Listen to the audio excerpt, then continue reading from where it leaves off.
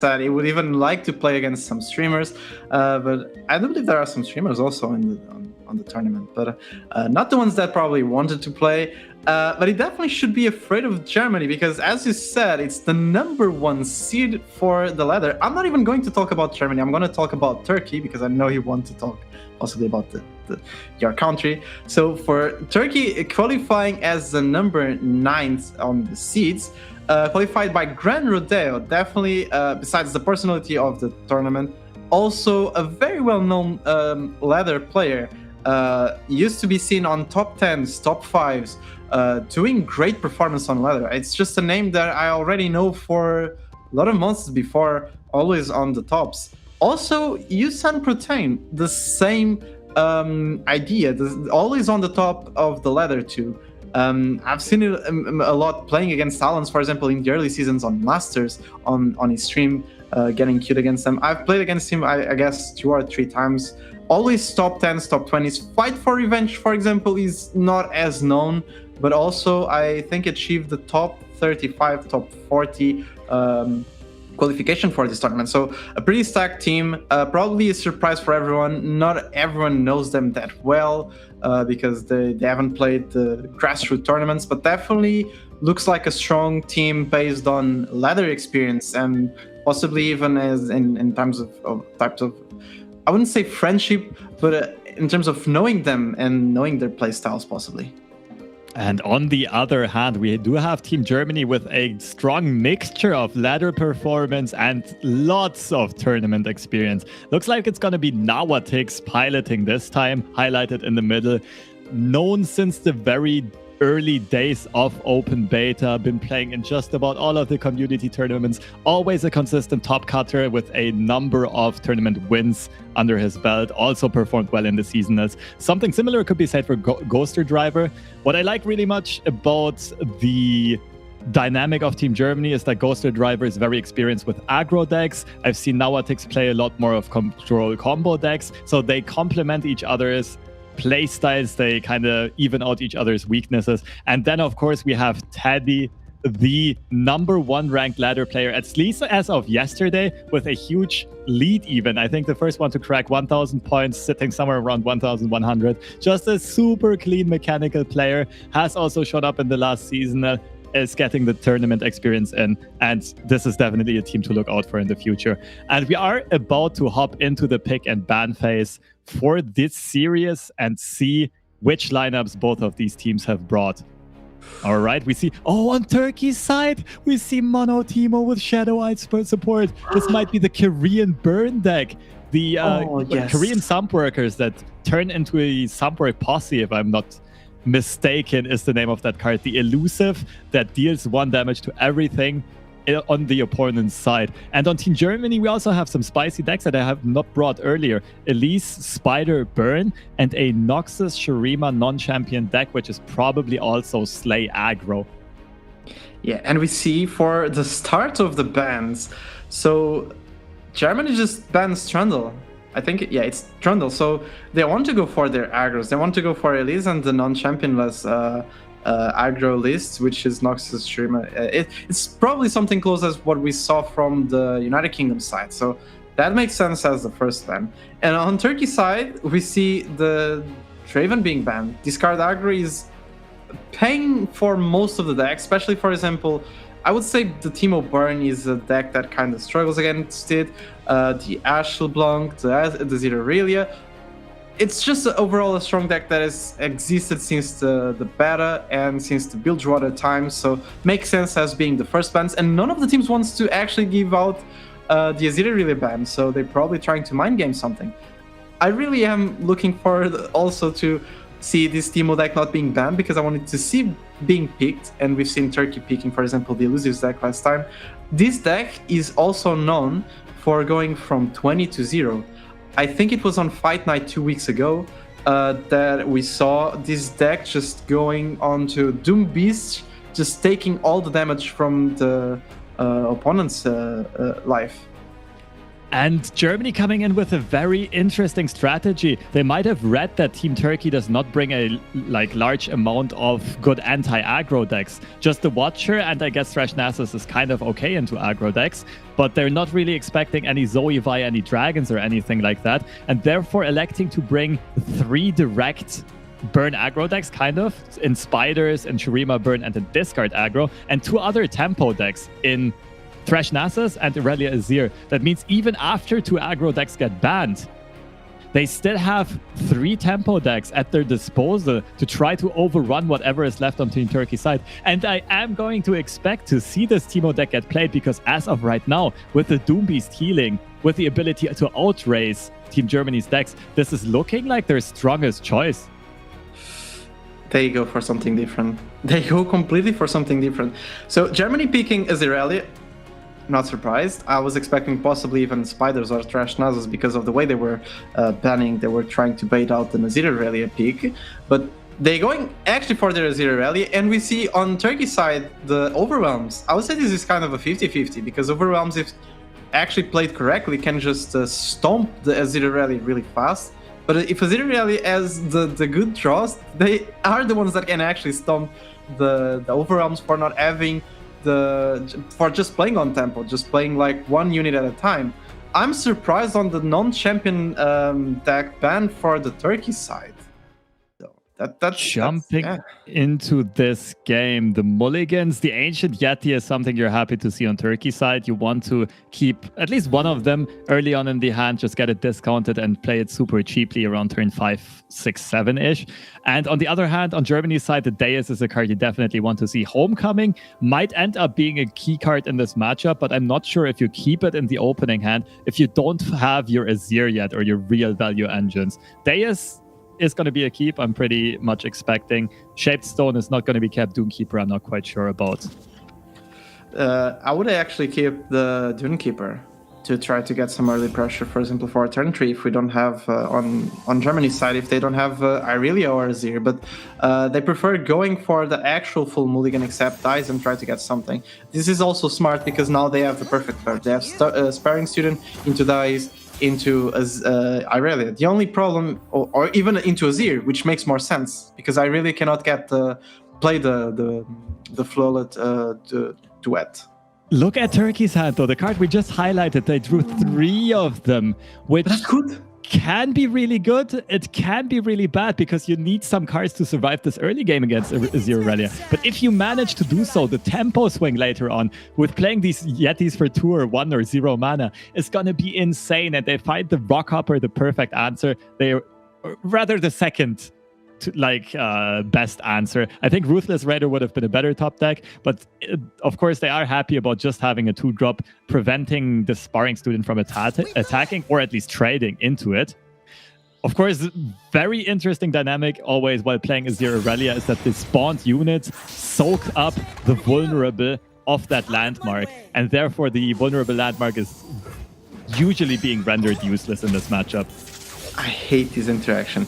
Even though it's a very fun one and a really good one to play skillfully, I hate as being the one that plays a lot of Shurima with Rockhopper, saying all my landmarks going into Sun Soldiers. And this was a really good trade. Now, jumping actually into the game, a really good trade from Turkey. They don't value that that vulnerable that much, honestly, because most of the units where they could get vulnerable like Azir or Irelia can just get, for example, recalled. So they just want to trade on the Sparring Student that can just spiral out of control if there are a lot of units being spawned on the Germany side. So a very smart play. And talking about the Yetis, this is good because they can play Yeti on 4 for 4 mana, Yeti on 5 for 3 mana, and Yeti on 6 for 2 mana, and they still have a lot of mana to play other things on their round. So this is a good tempo swing type of card. Yes, but I think they would have wished to find some other plays on curve. But this worked out perfectly. The open pass bluffed a Merciless Hunter or a unit plus exhaust development. And that kept Germany from already playing one of their value engines, one of their threats, one of their champions here, Irelia or Azir in this deck. It kind of takes a bit out of the speed out of Germany's deck. They do opt for the Irelia development on their attack token turn. Makes a lot of sense. Get the flawless duet while you can. Of course, they're hovering over Nopify here. This card is going to be useless most of the time in this matchup. It actually doesn't hit anything, does it? I think not. I don't think there's one card on that deck that gets hit by the Nopify. I think it's 100% useless in this matchup. But as we were talking about the pass, I think I realized why. Because if there was a Renekton on Turkey's side, and if Germany plays the Azir, and if it's, for example, Renekton with the exhaust, as you were talking about, it's a free trade on the Azir. So there goes the engine of Germany. So both sides playing it correctly. I'm actually very happy to see this being played this way. It's really well played. Absolutely. We see Germany having some very important key threats, and we also see basically the new Azir Irelia curve in hand. Turn 3, like turn 2 Deus, turn 3 Azir, turn 4 Voice of the Risen, turn 5 Blossoming Blade. Of course, it's not happening in that exact order, but this is basically what the new version of this deck most of the time looks like after the Azir Irelia nerfs. After Inspiring Marshal has been hit pretty big, and Blossoming Blade has been made more expensive. Yeah, but the thing is, as we were talking about, Inspiring Marshal can be definitely substituted as a Voice of the Reason. In the beginning of the day, we were talking about possible changes on the decks for this day. I think this is the most impactful change we're seeing for all the lineups now. The Azir Aurelias are running the Voices of the Reason. It's basically a cheap way to substitute the card. I do believe that Blossoming Blade being a 5-mana doesn't make that much of a difference in the playstyle, because, for example, you can just play it now. You would never play it on 4 because you want to just, for example, go for Azir Aurelia or Aurelia Azir, or into developing something for your combo, and you only start playing the Blade Dance cards later on if you have your combo now. So it's still looking good for the Azir Aurelia. I mean, kind of, because we see Turkey as a good way to develop. They can just get, for example, now another Yeti, and then the bird, and that means they have basically a way to survive the attacks from the Azir Relay side. And if they survive a lot of the attacks, with all the overwhelm they have, it starts to get pretty scary for Germany. And a pretty key turn here for Team Turkey. They have to be very aware of not only what cards they actually have in hand, but also what cards they're representing, what cards they're bluffing, because that is going to significantly slow down the Azir Aurelia deck, and that is going to be your main focus as the Overwhelm deck, because you can't just set up a big attack later on and 20-0 your opponent in just one big attack, especially with these super cheap Yetis. On like turn 7, let's say. So I could imagine them developing a unit, and unless Team Germany plays a very scary card here, I think Team Turkey might just take a pass and not even swing in, and rather push for a 20-0 OTK, huge overwhelm swing later on in this game. The only problem with that 20-0 OTK is that Homecoming is a card, and unless you go for example, Battle Fury on a Ruin Runner, it's pretty hard to do it if there's an Homecoming. Then the Azir Rally can just, for example, switch the Paradise for one of the big units that is dealing damage. We also see that I was talking about the Yetis being dropped now for just trying to survive all the attacks that Azir Aurelia does. But Turkey opts for the Ruin Runner, which kind of makes sense. They're going slow on the tempo. No, I like that play by Turkey because they can play White Claw next turn, and on turn 7, there's no need to open attack. They can play Yeti and Yeti. They're gonna have those 5 Overwhelm units already representing, like 27 board damage, Shaped Stone, getting them up to 30. And there's just no high HP blockers on Germany's side except for Azir and Voice of the Risen, and you're happy to take those off of the board. So very smart, patient play, in my opinion, here by Team Turkey. And Germany acknowledging the threat of the exhaust and going for a Doomkeeper development first. I'm going to be so curious to see whether or not they actually elect to play Voice of the Risen or Azir into a potential exhaust. Because if they just I can totally see Turkey just playing the super calm and collected, just passing here, and Germany is going to be in a bit of a pickle. This is definitely a very weird situation for Germany. They don't want to play Azir. If they didn't play Azir on 3, they don't play Azir now. The threat of exhaust is scarier now. But we see Turkey is just giving in into the to the suspense. They don't want to pass on. They don't want to go for the 20-0 out. They want to try to finish it now. And as you were talking about, for example, the Wild Claw into the double Yeti on turn 7, that also makes sense because even though you don't go for 20-0 at this point, Wild Claw is basically the tempo play on next round, and the Yetis are both of them at 1 HP. Not at 1 HP, my mistake, 1 mana. Sorry. And being at 1 mana means that you also have 5 mana of units and 3 spell mana. So with the 2 draws left and the deck that runs 3 Battle Furies, getting a Battle Fury top deck means that it's just game. You have 3 or 4 or 5 big units on the board that just finished the game at this point. And you can play Perseverarium later on as well to just find more, either another Overwhelm unit or to cycle into that Battle Fury. I mean, of course, I'm a bit biased here because I could see both teams' hands. But I think a pass would have been super slick there by Team Turkey. Potentially just forcing an end round on Team Germany's side. But they are going to trade Shapestones instead.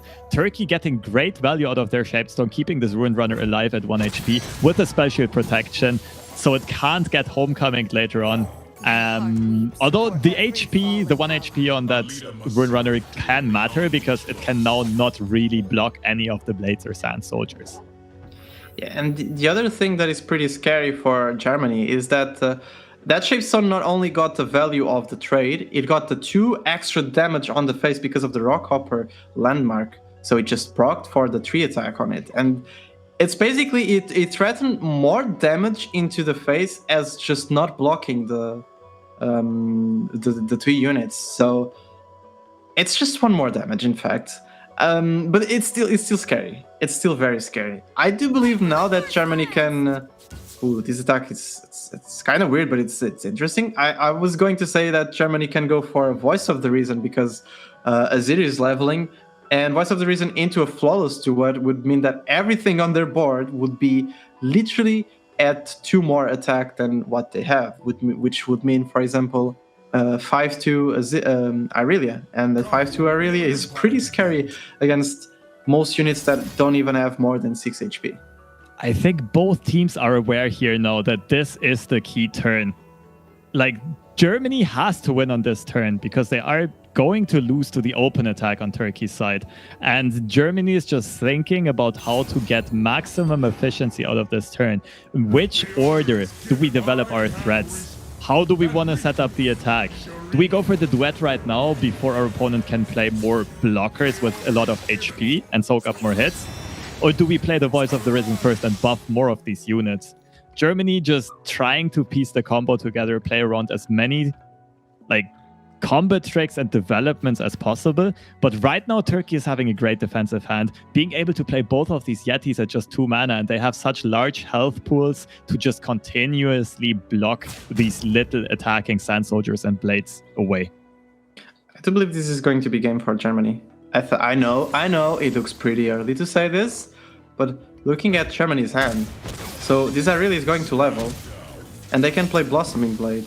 And even though it looks pretty good in terms of defensive, they can only play basically 3 units, and all the units are going to be 2 attack. And this is going to be basically 3 attacks. Yeah. Blossoming Blade into Doomkeeper even. You have 1 more board slot, and then you swing with another 6 units, Irelia being able to swap in. This might easily close out the game. Germany's just comboing this turn and does what Azir Irelia decks just do so efficiently. I mean, you don't even need to play the Doomkeeper, right? Because both Azir and Dice are summoning an extra unit. So basically, right now, it's exactly 6 attackers. If they attack with Doomkeeper, the Azir, the Irelia, and the Blossoming Blade on the next attack. And this open attack coming in just looks so scary. And we, of course, know Turkey does not have any troll chance. They don't have any exhaust they can pre-commit to reduce the attack of the Azir Irelia board.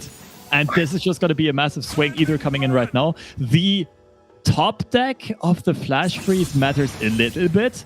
It renders Azir useless, but there's still going to be at least 2 units hitting the Nexus, and 2 units hitting the Nexus is going to be enough to take away the remaining 3 HP here, Manitas.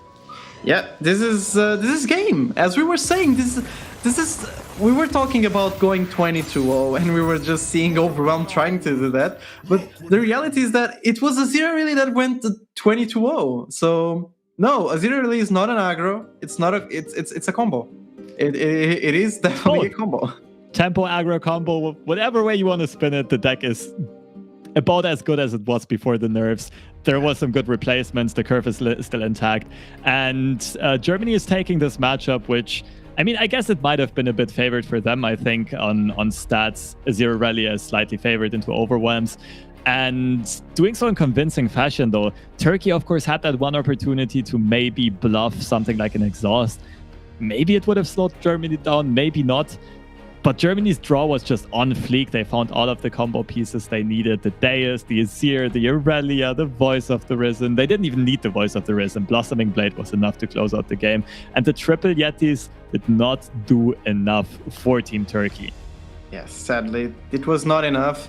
I'm gonna be honest, I was kind of surprised with the Overwhelm pick for one reason.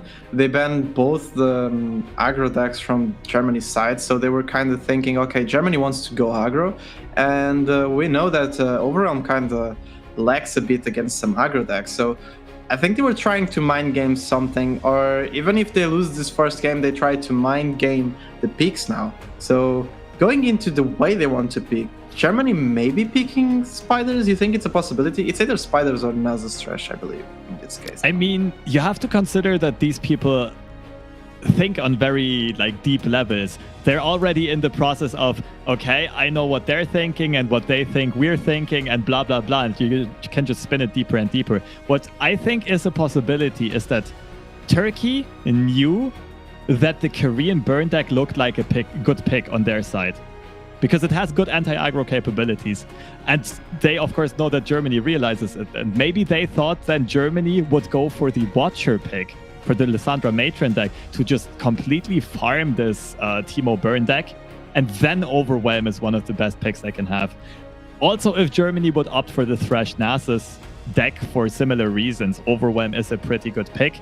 The Thresh Nasus just cannot deal with those Battle Fury Overwhelm units. So I understand it, but they definitely lost the little pick and ban war, the mind games in this aspect, and the Azir Aurelia taking a 1-0 lead over the Overwhelm deck on Turkey's side. And what do you think that both teams are going to...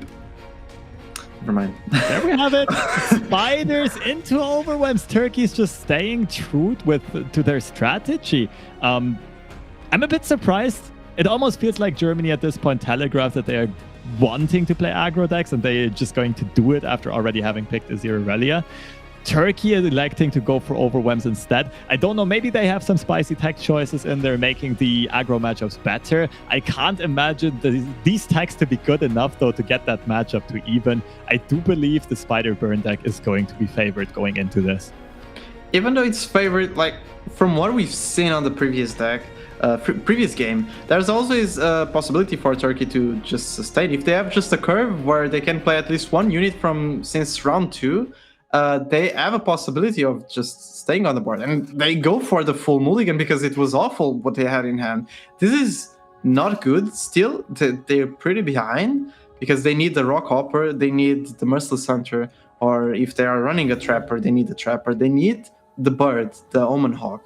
And while we see, for example, and I've played a lot of spiders in the previous season on my NA account, they already have the Legion Saboteur and an Owl Spider, which is a keep. The thing is, since they're playing on the attack, I would even think about them just mulligan both the 2 drops and keeping which they kept, the Brothers Bond and the Legion Saboteur, which they obviously kept.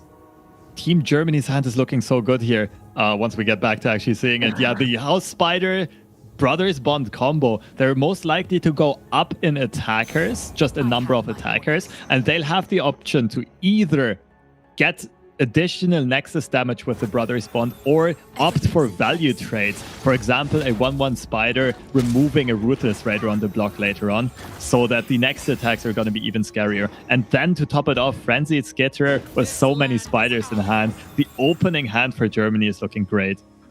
It is looking insanely good. It would look even better if they had 1 or 2 more 1-drops, because now they could just play, for example, the 2-drop they just draw to get the good trade into the Ruthless Predator. Because there's a problem with playing out Spider and going into a block, because now Turkey can just mind game this. They can attack with this and just to get a clear on a unit, for example. And they can mind game Germany into thinking they can block with the Owl Spider.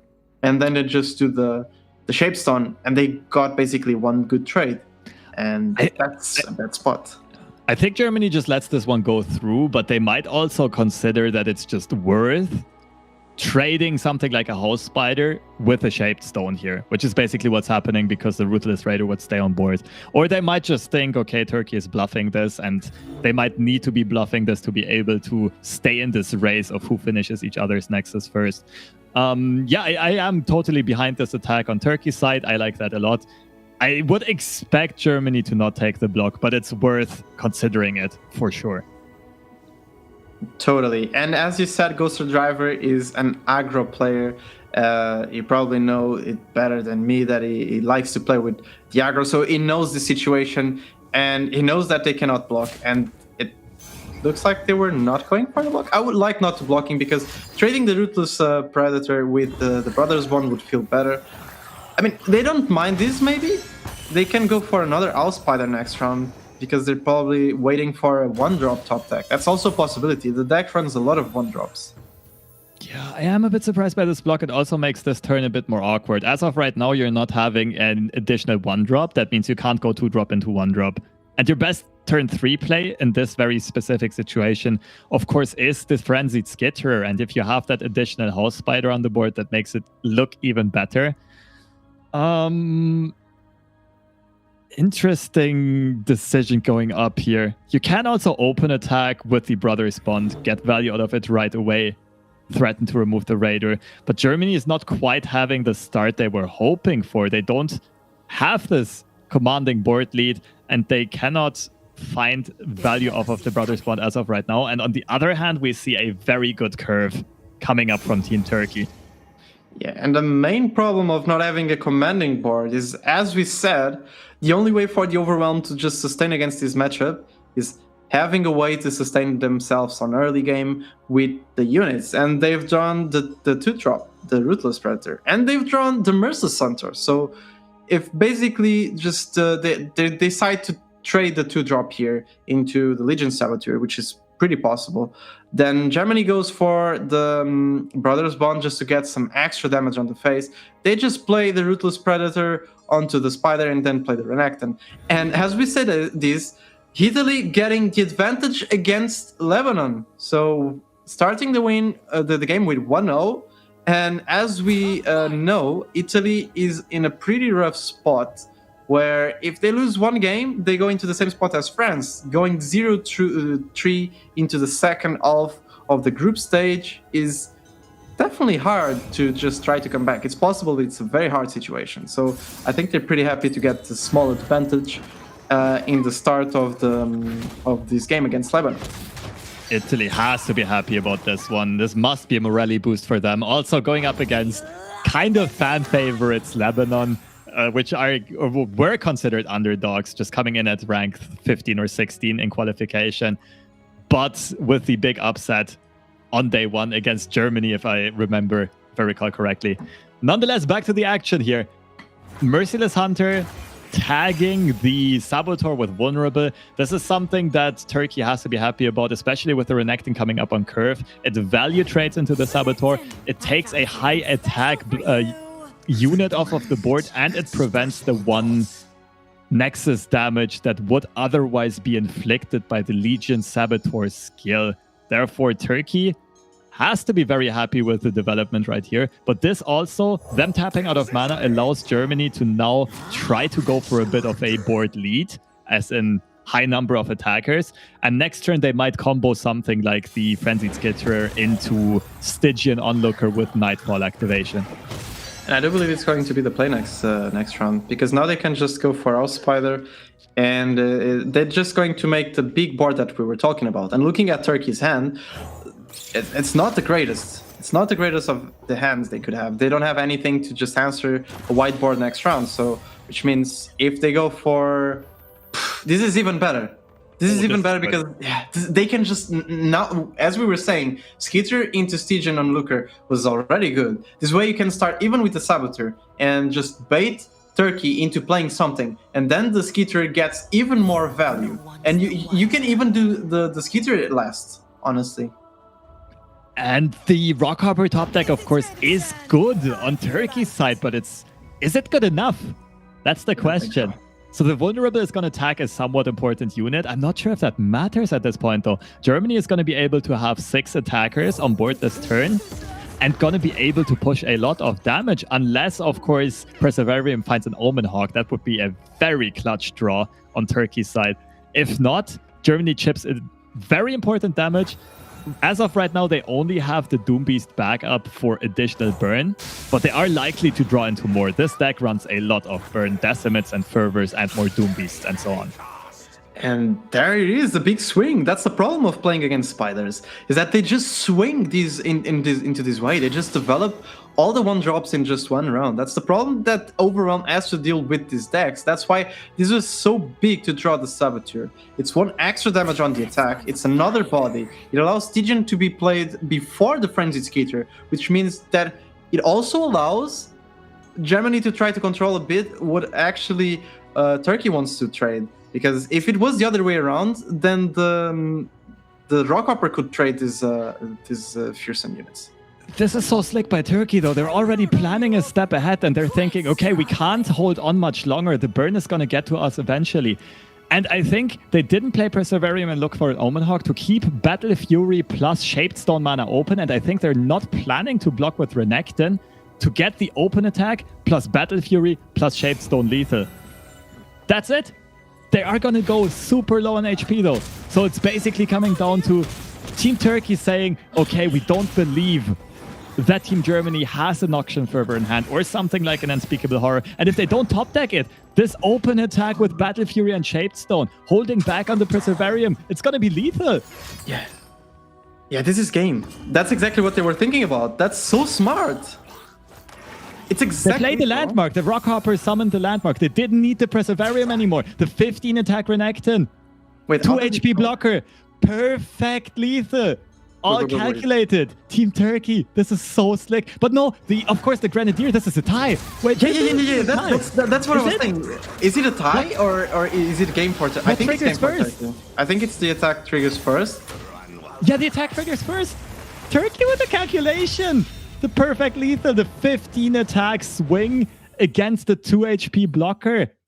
They have to be happy about this one. This was supposed to be a very tough matchup for them, but they found the right line. They found their win condition at the right time, and they were fortunate enough that Team Germany did not have the last points of burn in hand, and maybe Germany is regretting their choice right now of blocking that Ruthless Raider early on. Maybe it would have made a difference, maybe not. Who knows? But the way it is right now, it's 1-1, tied up. And again, I have to say, these aggro decks for Germany are looking like a pretty good choice. And now I also have to say, on Turkey's side, the overwhelm is done. I'm definitely hoping to see some Teemo action. Not only you, I'm also hoping for some Teemo action. And I want to see if the 20-0, my mistake, continues, because that's what we were talking about. The first game, Azirelli did it. This game, Overwhelm almost did it. So now we have to see Teemo doing the 20-1. But as we were talking about, it was pretty smart the way they were talking. They were playing. I was just thinking about what if that Germany played, for example, Doom Beast instead of the Frenzy Skitter. How would it actually have mattered? Because, for example, they could have healed 2 HP and it would be enough to be out of this range of this play, for example. You might be right about this one. It's, of course, a very unorthodox thing to think about in that situation already, that they would not block with Renekton and then the backswing coming in can be lethal. Of course, now that we see it, it makes perfect sense. Hindsight is 2020, but at that point, already thinking that far ahead, I mean, yeah, it probably would have made the difference. That's a very good spot there, actually, Manitas. But yeah, now actually moving on to the last game. So one thing that we're having really good this time is that no one is going for 2-0s. So everyone is going to third game, and that means more content for us. And what are your predictions for picks here? I think Germany is in a very interesting position where, of course, they now showed they would very much like to play the aggro decks. I do believe the Spider aggro deck is going to be pretty unfavored into the Teemo Burn. Thresh Nasus is an interesting middle ground. I think I'm not sure about the Teemo Burn matchup there. It's probably going to be kind of even. Thresh Nasus can struggle a bit against Burn because they only have Wild Feast for healing back up, but they just have such early aggression and board presence that they can maybe outrace the Teemo deck. But this is definitely mind games. Turkey so far has shown that they do not go for the obvious choice of the Teemo deck with the Doom Beasts and just ways of sustaining against these aggro decks. So I guess the most likely pick for Germany is either Thresh Nasus or Spiders. But I can definitely understand why these players are thinking this through properly and going in the tank and being patient with their decision. My predictions are going to be Germany on TLC and Turkey on Azir Aurelia. And I can explain, because Germany playing the aggro could, for example, bait... Okay, never mind. It was completely different, but the idea was just baiting Turkey into thinking they want to go aggro. Then they would pick the Teemo deck. So they pick the TLC that counters it. And Turkey reading that and going for the Azir Aurelia, which has a good... play into Zoe and TLC, so it's not happening. It was a read, but it's not happening, and they go for Thresh Nasus and Draven Ezreal, which is favorite for Thresh Nasus. I actually think it is. Yeah, it's pretty close, especially the ladder-tagged version with the Scorched Earth or Guillotines plus triple Culling Strike. So it is a high skill cap matchup, but I expect both of these teams to play the decks very well. And then I would say it is slightly Thresh Nasus favorite. And we do see Thresh and Nasus in the opening hand for Team Germany. But of course, Thresh is not necessarily a card you want to see against potential triple Culling Strikes. I mean, would you still keep it? Because keeping a Thresh Nasus and playing it on... not a Thresh Nasus. Keeping a Thresh and playing it on the 5, you're just telling your opponent, okay, you have Culling Strike. If you don't have it, I have a slight advantage. If you have it, it's fine. Even though you lose all the entire round. I do know that they are going to keep at least one Doom Keeper. So they tossed everything. But this is not the best of ends. No, double Nasus opening after just having kicked one out of your hand is not something you want to see. You don't have any of your tempo plays. You have no Butcher, you have no Cursed Keeper, you have no Merciless Hunter, and you are now at the mercy of the heart of the cards, at the mercy of the top decks, giving you a good curve to be able to put the pressure onto this Draven Ezreal deck. Yeah, definitely being on top deck mode is, at least in this tournament, is not a problem because we've seen the top decks being really good. There is another Doom Keeper that they can play next round, even though it gets answered for a Static Shock, but not a problem, I guess. And Turkey opts for going into... They have triple bot. Am I saying it correctly? That's triple bot. 3 bots in their deck, all 3 of them in hand. This is just going to be a wall that is going to be very hard to punch through. As soon as these buffs, of course, as soon as these bots get buffed to 3 attack or more, they are very effective fearsome blockers. They can contest Germany's scary units like the Escaped Abomination, like the Merciless Hunter, Bakai Reaper, just about anything. And we, of course, know Germany has a slow start. It's like out of the gates, Turkey is looking to be in a good position right here. Yeah, Turkey looks like in pretty much of a favorite spot. That's why this is not, even though it's kind of favored for Trash Nasus, it still has a chance for the Draven Ezreal to just get the wins because of this situation. So Germany, as we were saying, completely dependent on the top deck. So, for example, if they get a 2-drop now, they can go Dunekeeper into another 2-drop. They can also get, for example, the Wings, and they can just play the other variant of the Wings that I think it's the one. Okay, it's the one that sacks one of your units to get a 3/3, which is okay. They can also get the Butcher to just sack their own Sand Soldier if they play the Runekeeper now. It's kind of hard being on top deck mode. Getting Cursed Keeper isn't the worst of the cases because they have Glimpse Beyond, I would say. Yeah, I dare say it's pretty good because they are probably going to go Curse Keeper into Doom Keeper, which is going to either trigger a Ballistic Bot or a Static Shock response. And especially to a Static Shock, you're super happy to just glimpse whichever target does not make it through combat anyway, refill your hand, and all of a sudden you have somewhat of a hand you can work with and might develop a scary board off of it.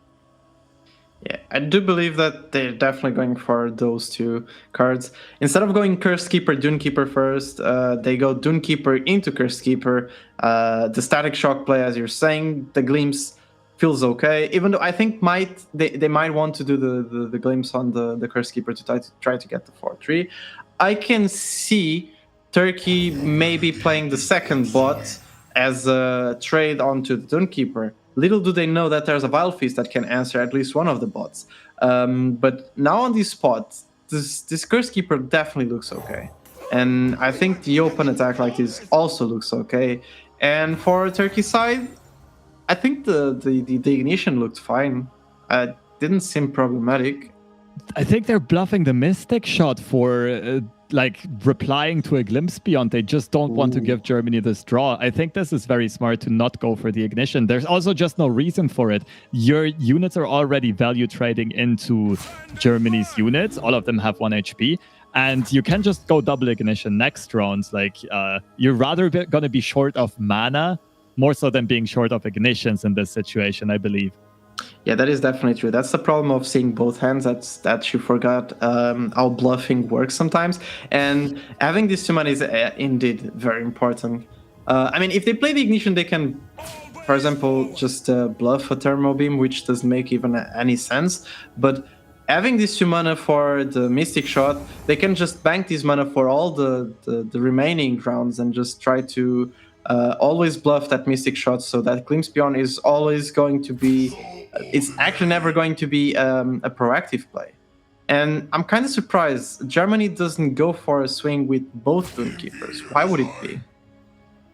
I think they don't want to give the double value trades to the Ballistic Bot. I kind of understand that they might be going for a Vile Feast on the bot instead of going for a Glimpse this round. And in that case, you just have the Doomkeeper as a blocker or as a potential sacrifice fodder for later on, so that you don't get overrun by those Ballistic Bots. Yeah, I can definitely see that being the case. My smart mind just thinks Migo Face, everything goes into the board. But definitely that makes sense, especially because there are a lot of rounds where Draven Ezreal just develops a big board because of the Tri-Beams and all of that. So saving one unit to be a blocker makes all the sense. And Germany keeps on drawing well on curve. I gotta give them that. They find the Merciless Hunter. Of course, Spirit Leech would have been the perfect top deck, but hey, you get what you take what you can get. Merciless Hunter also very effective here at tagging the last Ballistic Bot coming out of the hand. And very important, since there's only going to be one Ignition this turn, the bots only go up to 2 attack. And therefore, the Merciless Hunter can actually threaten a value trade on this Ballistic Bot if Germany opts to go for it. I think that if Germany goes for the Merciless Hunter, Turkey is going for possibly a Static Shock on the Dune Keeper and the Owl Spider, and not Owl Spider, my mistake, the small 1/1 Spider. Mm-hmm. Or on the Dune Keeper and the Merciless Hunter setting up the Ravenous Flock. Oh, that actually makes more sense indeed. Because the 1/1 Spider is not even that good. It can just get traded by a bot. So just looking at HPs, that's what you think about. But looking at what you have in hand and what your opponent can play, especially because Turkey doesn't know exactly what Germany has. Germany could have, for example, a trash, or could have anything that makes sense. But they opt to go for the ignition, so the static shock play is completely out of range. But the thermal beam play is still in a possibility if the merciless hunter go out. So Germany is still in a dangerous position where they don't want maybe to play anything. Germany might delay this merciless hunter for next turn because if it gets removed next turn, you have a very safe glimpse beyond target. It doesn't really get threatened by static shock or mystic shot interrupting the glimpse. I understand the line of play on Germany's side. Of course, that gives Turkey the opportunity to play another ignition and then actually value trade into the merciless hunter. So the safety comes at a bit of a price here. Yeah, and it comes with a lot of price, which is Germany developing really, really slow and having a hand that, okay, yeah, that's another merciless hunter. And no really mana to pay at this turn. No mana because they went for the passive approach last turn. Yeah, that might be very problematic for Germany's side, because even if they play a merciless hunter now, they are going to float 2 mana unless they play the Glimpse Beyond here. But they can't play Glimpse on a proactive side. They have to play it reactive. So they have to wait, for example, for Turkey to go for a static shock. Turkey, of course, having a lot of options here, having the Sentry Flock combination in hand, having a static shock setup, could just go for an ignition to threaten the value trade on the Merciless Hunter. I think I like the ignition the most. You could also static, setting up the Ravenous Flock. There's so many options here for Turkey's side. With this hand size, they're super happy. And they also look to, I think they're going to try to get off the Rummage soon, as long as both Ballistic bots are on the board and keep on generating double ignitions. Yeah, definitely that Rummage looks pretty juicy at this point, especially because there is nothing else you want to just trade. The Sentry is really good into Nasa's Trash, the Static Shock just triggers Guillotine, and same goes for the Tri-Beam. Flock is just really good into clears, and obviously Guillotine is the value engine that you want against Nasa's Trash. So I wouldn't be surprised into seeing the Rummage into the Sentry, or even just an ignition to get both bots into a position where you can trade the Merciless Hunter. But this Sentry is really good. It's just there isn't anymore the value trade of the 2-1 Dunekeeper into the bot. That is 2-2. So we see basically Merciless Hunter has to go for the value trade. And even if it wasn't the case, the 3-2 Spider just gets the Fearsome trade into the Merciless Hunter. So this was very well played from Turkey's side. And they're also just setting up a great Static Shock right here. If this combat goes through, they can elect if they want to go for the Static Shock, or if they want to save that in reply to a Glimpse Beyond. Because if this combat goes through like this, again, Germany's whole board is going to consist of 1 HP units, and there's not going to be a great Glimpse Beyond target, while Germany is actually really desperate for card draws. Yeah, Germany is looking into a very rough spot in terms of drawing. They need a Spirit Lich, because Glimpse Beyond is just not going to be enough. And those two Nasas just get easily answered from what we see in hand. So they definitely want to get some of those values. And if the Static Shock just drops now, this is 100% the time where Germany just plays that Glimpse Beyond and gets that value, and it actually fixes their mana. They're no longer flooding the two mana. Ooh, but this gives them the chance. This gives them a good chance.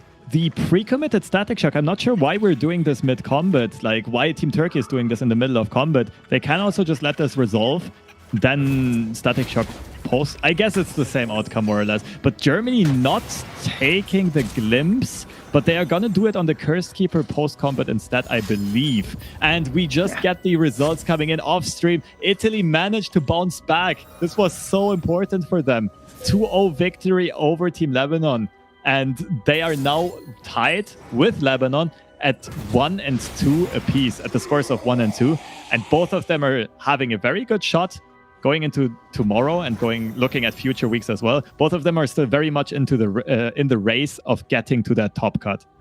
You know what Italy reminds me? Reminds me of Portugal in the first edition. Losing the Ooh. first two to 1, then just 2-0 everything until the semifinals.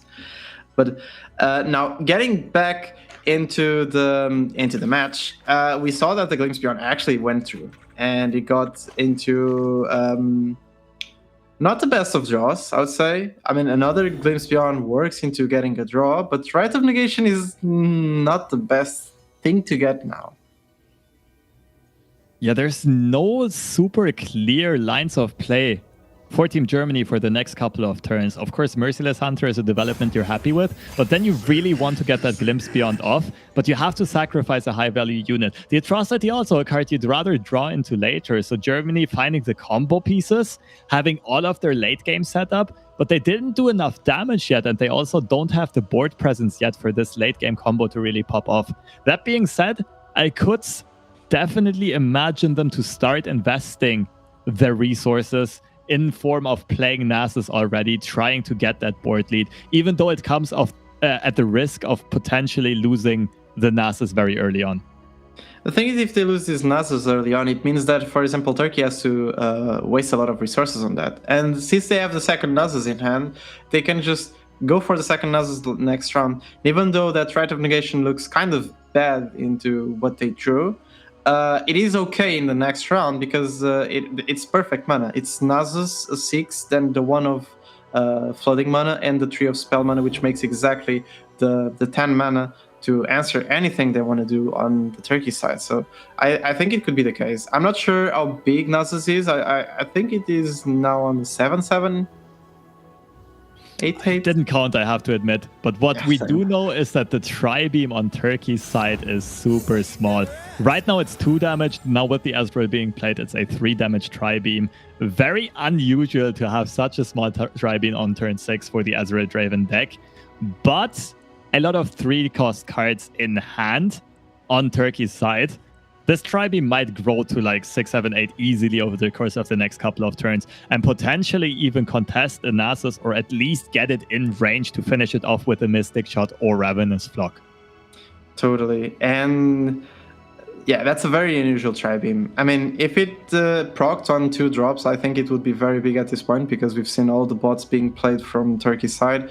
Very uncommon sight to see on Draven Ezreal being played like this, but it is what the draws provided to Turkey, and Turkey plays what their draws provided them, so I guess it makes sense. And they opt now to play the Ezreal, which is, I think it's a really good drop into going here. Because now they can just attack with the Ezreal to get the free Mystic Shot. And if Team Germany goes for the Nasus, it just gets tagged for the Noxian Guillotine. And they obviously are not going for it. They just play the Merciless Hunter to tag the Ezreal for a next attack. And the rest of the turn is looking a bit awkward for Team Germany. I think you have to go for the Glimpse this turn. It's not really forced, though. And you can't really glimpse the spider, can you? Well, I guess if Turkey should commit this Mystic Shot onto the spider, then it's the easiest glimpse of your lives. But I don't really expect Turkey to do that. What does Germany now do with the rest of their turn, if anything? I think they pass. I think what is going to happen here is that they're going to mind game Turkey into doing that on the Merciless Hunter, and now they're going to kill their Merciless Hunter here. I like that. Makes sense. Yeah. This is slick. They do get their draw cycle going, hoping to finally draw into something like a Spirit Leech. Keep the slays coming, keep the draws coming, make this Nasus really big. Black Spear is not too bad. Of course, the Ezreal is already vulnerable, but you might Black Spear the Ballistic while shutting down this consistent value generation and then deal with the Ezreal next turn. Black Spear is also Slay stack. Nasus is starting to get dangerously big.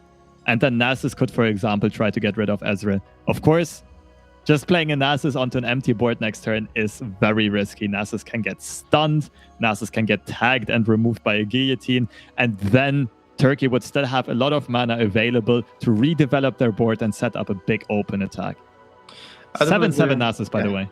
Okay, as I was saying, I do believe they're going to pass. So in Germany's mind, they're thinking, okay, there are ways obviously for the Nasus to be answered. So having this Black Spear is a great opportunity next round because Ezreal already has a vulnerable, so it is getting tagged by 1 unit. So what they can do here is on the next round open up with a Nasus play.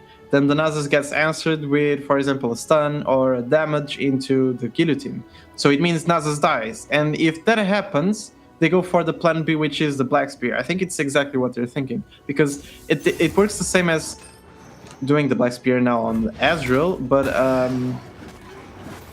with just the upside of if the Nasus is not getting cleared, they can get more value out of it later on. But they opt not to go for that. They just shut down the bot value. And Merciless Hunter is a very good draw here. The last Merciless Hunter fills up the curve in case they should not go for a Nasus this turn. They might want to protect the Nasus later with the Rite of Negation, and instead now have the option to go for Fading Icon, get a development out of Turkey, and then play the third Merciless Hunter to give another unit vulnerable and maybe find like 2 good trades on their side.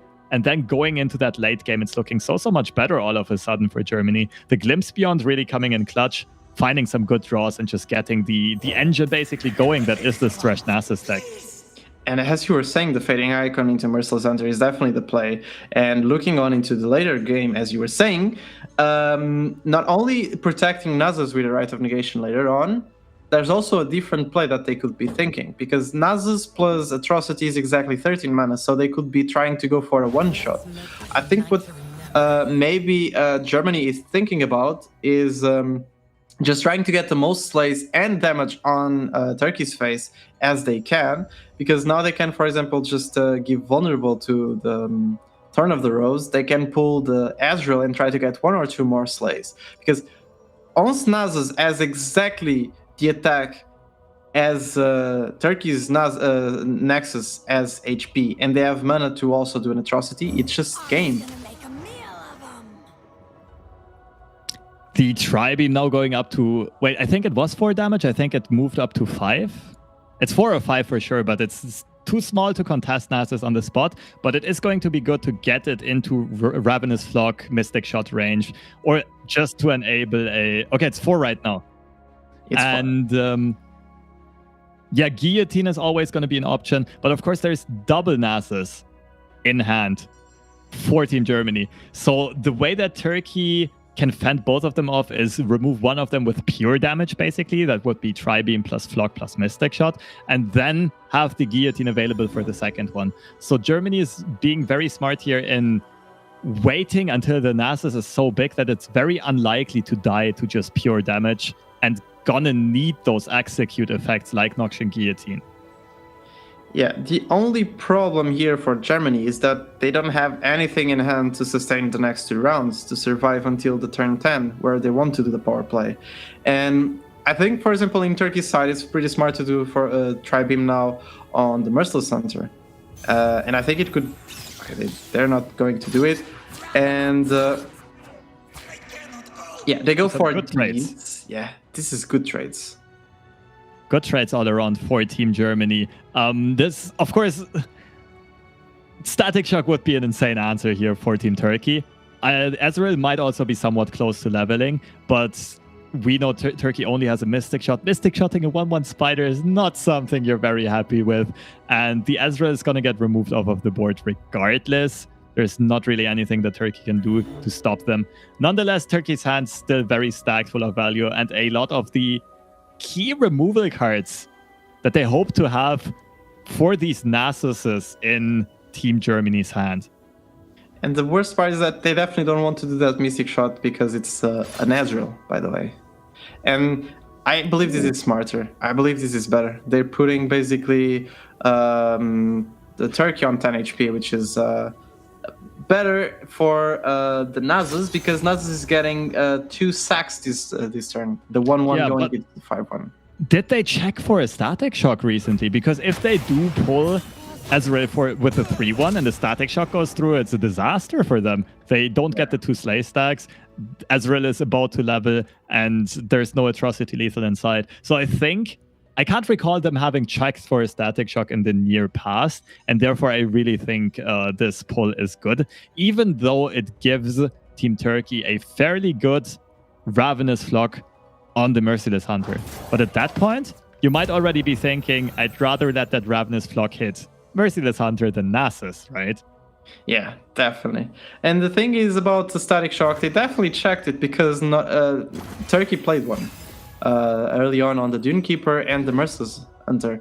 And this is a great draw. This is another stack because Nasus is right now on 9. Yeah, Ravenous Butcher just getting... Wait, isn't he already at 10? He was 8-8 and they got 2 value trades, right? No, I think he was spider. It was on 7-7, right? Maybe we can get a hover over Nasus in a second again. I do believe he's already at 10 HP and the Ravenous Butcher just gets the Nasus into atrocity range. And with the 2 Nasus at hand, there's a high likelihood that they are going to be able to stick one of them, especially if they can keep Rite of Negation mana open, rendering the Noxian Guillotine entirely useless. And then I guess Turkey has enough removal damage to get rid of one of the Nasus, but the second one is just gonna wreak havoc. Yeah, this is a very important run for Germany. I do believe the play here, for example, for Germany is getting the Butcher and clearing the 0-1, the Prey, just to get at least one good unit that they could trade, for example, for the Sum Treasure. I do believe playing one of the 2 Nasus here is correct, because if there is literally no way for Team Turkey to answer or to damage these Nasus, or to just do anything, they can just go for a swing next round.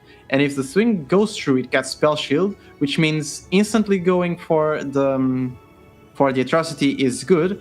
And also because, as we're seeing on Turkey's hand, the amount of clears are kind of limited. So if the Rite of Negation goes through, it's really big for Germany at this point. I do believe it's the play, in fact. Going for the Ravenous Butcher instead, lining up a decent block on the... Well, I guess they already had a decent block on the Dredger, but most importantly, buffing Nasus up further to what I believe is 11 attack. There we go, it is 11 attack. That means Nasus on his own is in atrocity range. And if they can find a window where they can play Nasus and get the atrocity on the stack before Nasus gets damaged, there's just no answer for Team Turkey's side. And I've played this matchup a lot on the ladder, and it very often just happens on turn 10. If you can stall as the Thresh Nasus deck until turn 10, you can literally just play Nasus, and there's nothing that Team Turkey can do anymore. Because to damage the Nasus, you always need to put something on the stack, and then Germany can just put the atrocity on the stack, and it's gonna be all she wrote. The funniest part about the nerf on the Nasus Thresh recently is that if atrocity was still 6 mana, they could have done the combo actually next round. So fortunately, balance, happens sometimes, and that's not going to be the case. But these Nasus being an 11-11 being dropped on the board is 100% the case, and I do believe that I think that Turkey is going to use the Mystic Shot not on the Nasus, and then use another one? No, they have to use the Mystic Shot on the Nasus, putting it on 9 HP, then just using the Flock. I don't even know. It still looks pretty bad because of the Rite of Negation. Unless they have a second Guillotine or a Scorched Earth throw, this is looking pretty rough. Germany can even go for a bonk. They can just play the Nasus spell into a unit and try to bait some of the stuff, and then go for the atrocity. So the Tri-Beam is at 7 damage, but I don't think it matters a lot as of right now. Yeah, I do like going for this Mystic Shot. This is like the safest way basically to get this Nasus damaged and represent this Noxian Guillotine in hand and get it online. Unless they top deck another Guillotine or Scorched Earth though, yeah, this is going to be over. And let's see, it's a Rummage. Rummage is not too bad. Of course, this is very much correct, swinging in with the Nasus at first, because Team Turkey has to react to that already. If the block goes through, Nasus gets an additional spell shield, sure, why not just take it? But this is looking so dire for Team Turkey. The Rummage basically has to draw another hard removal, another Guillotine or a Scorched Earth. The worst part is that if they don't find it, it's exactly game. Instead of going for the bonk, the play here is definitely going for the attack.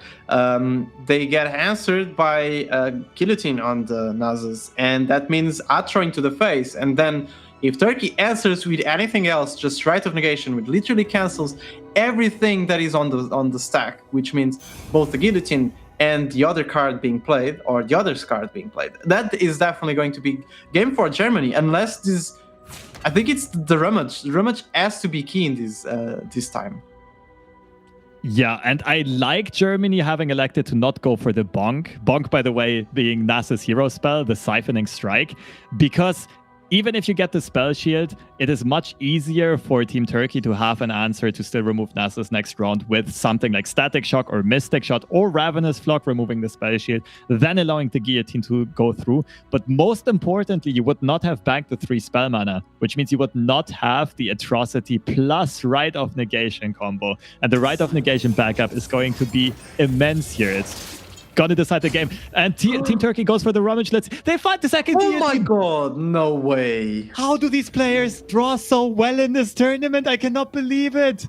No, but they can still be mind gamed. They can still be mind gamed into playing the double guillotine. Like, if they play one guillotine now and Germany goes for the Atro, and then they play the second guillotine. Right.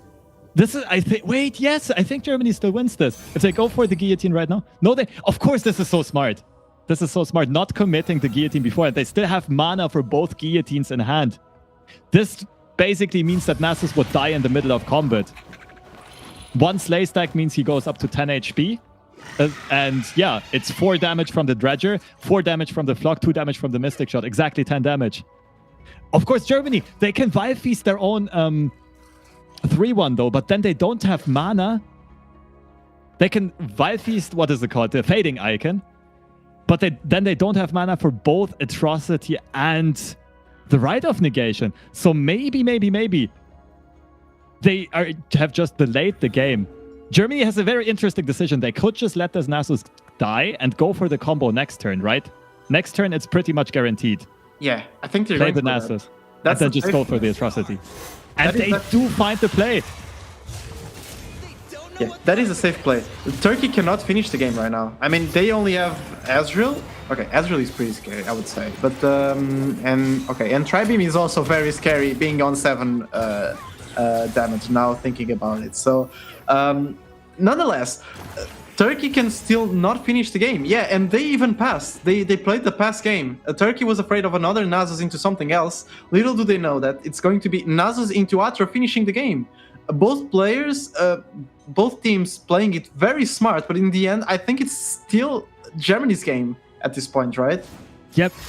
I don't know, maybe they had to go for the Tribeam already, but I mean, they don't know that Germany does hold the second Nasus, although it's likely because they drew through so many cards of their deck as of this point. And basically, Turkey only has this one action and whatever they can put on the stack to contest the Atrocity, to find lethal. And I will say, I can't do the math that quickly, but I'm pretty sure they are going to be a couple of points of damage off. What they can do, though, is axe a Guillotine and put a Static Shock on the stack, already giving them an additional draw and putting out damage.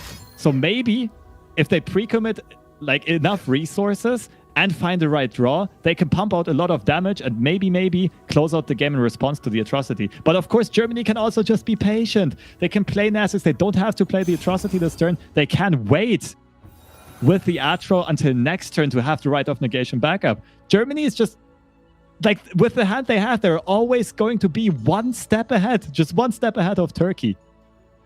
I do believe they play Atro now, right? I mean, it closes the game. There is literally 0 answers that Turkey could answer the Atro on completely healthy 10 plus HP Nasus, right? Now, yeah, at this point, I agree. I just mean if Turkey would have gone for the Ezreal open attack, pre-committed the Axe, and played a Static Shock, then you dip down to what, like 10 or 9 Nexus health, and then you have to worry about, you play Nasus, and like if you put Atro on the stack right away, your opponent could play like triple Mystic Shot. Of course, it's unlikely, but it's something you have to keep in mind. But the way this is unfolding, of course, you just drop the Nasus. With 9 mana, it's not... it just can't be. There's no way.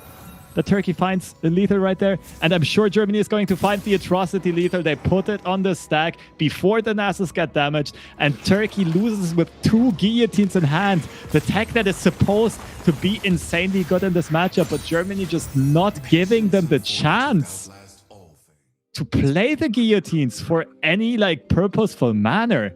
Very well piloted by Team Germany. And they take the series 2-1. And they tie up with Turkey at the top of Group A, if I'm not mistaken, with a 2-1 lead. Totally. So basically, Turkey just getting what we say the outplay of Nasus Trash. Just Germany playing the stall game. After getting a really bad start with really bad hands, they managed to just stall the game enough to be able to finish with a one shot from Nasus Atro. And as you said, okay, yeah, if Turkey goes for the attack with Ezreal, they can stall the game as long as the Nasus is healthy. The first time that Turkey goes for damaging it, yeah, then that's when you want to go for the Atro. Thing is, stalling way too much against a leveled Ezreal can also mean that we're getting more damage into our face because of its passive. Nonetheless, it's still a very good piloting from Germany. When they let the first Nasus just die was the actually correct play. I was thinking, since both teams passed and since on turn 10 you want to go for the play of Nasus Atro no matter what, because you cannot answer with a right, how about, for example, in the previous round just going for a right of negation on the flock and the Mystic Shot, just to try to bait something from their hand, could also be a possibility, just to waste the Draven Ezreal's resources. I can see that play. Of course, I don't think it was necessary at this point because they had that guaranteed 13 mana combo of the undamaged new Nasus. I think it was actually very smart, realizing that the one way you lose this is going to have a damaged Nasus, and then just basically refreshing the Nasus, filling it up back to full health. I think Germany played the cards they were given very well. Of course, some fortunate draws in the mid game, but overall a super high level series on both sides, going all the way through the pick and ban, through the very slick overwhelm lethal in game 2. That was such a good spot there by Team Turkey. And like we said, high level players on both sides. The Ezreal Draven versus Thresh Nasus matchup is just slightly Thresh Nasus favorite. I think one of the key parts of the series was the pick and bans on Germany's side. Totally. And as we saw, it was the first time that Azira really was not banned from both sides, I believe, right? Mm-hmm. True. I think that might have been the first time. That is so interesting. Yeah, that wraps up the series. Both teams go to a 2-1 position, share the first slot in that Group A. And the next game we have coming up is going to be Spain versus Ukraine. And before we jump into the action, the same as always, we have a little break and some interviews with the players. We'll be back in about 5 minutes. Stay tuned, don't go anywhere, and enjoy.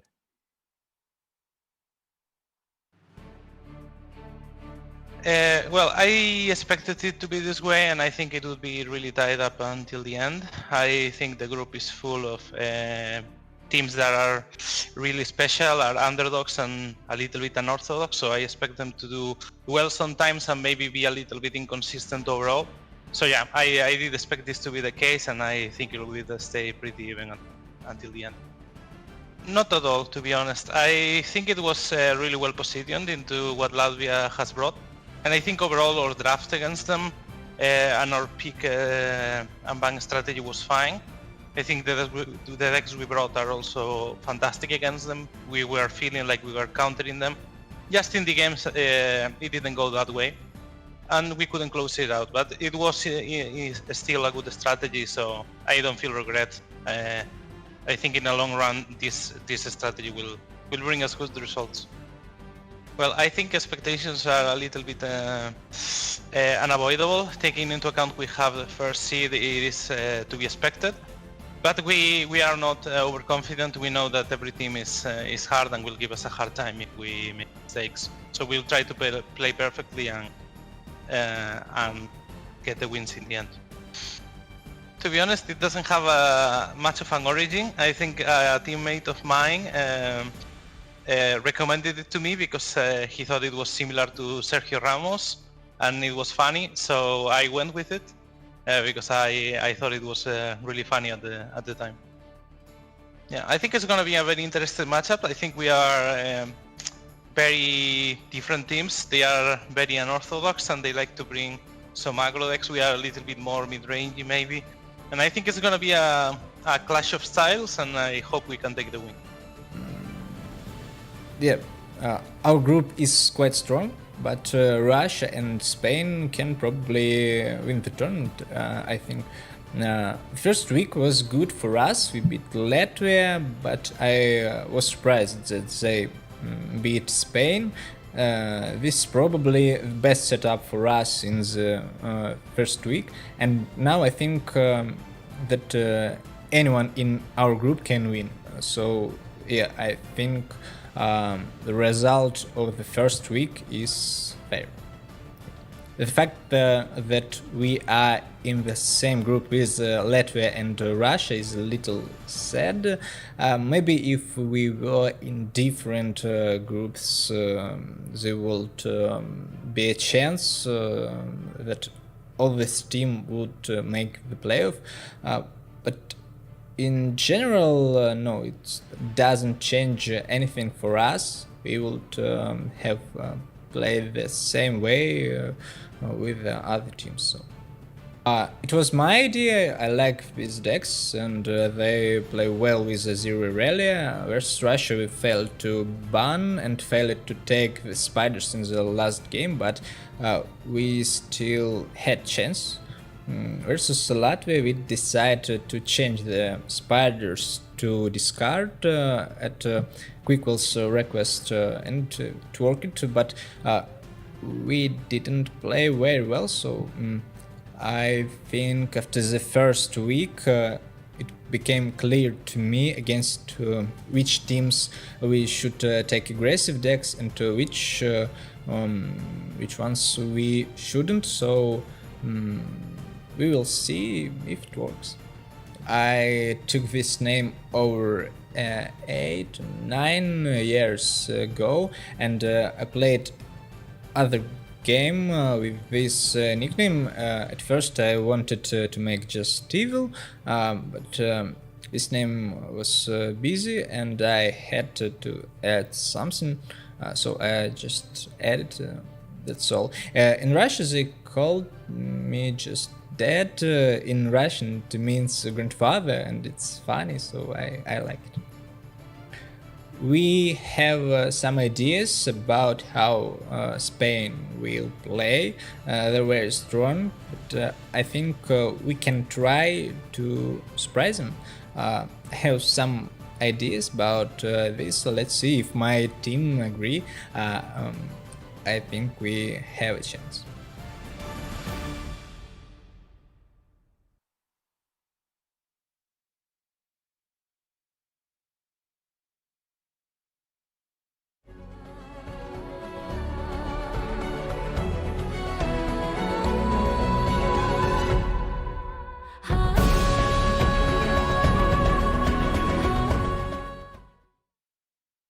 And we are back with the last series of the day coming up. It's going to be some Group B action. Spain versus Ukraine on stream and Russia versus Latvia off stream, which just started. We don't have any scores yet, but we will be covering, Ukraine versus Spain instead. A very, very nice matchup right here. Spain, of course, being a powerhouse nation, kind of farming community tournaments in recent times and also having high finishes in the seasonals. Spain also, of course, they're kind of the whole package. They had a high ladder finish, ending up on the second place in the ladder ranking, consisting of Cosimo, Sergidos Vamos, and Faul. All three of those well-known and well-respected names in the Legends of Runeterra competitive scene. Yeah, and going to Ukraine, getting the 10th seed, so pretty high.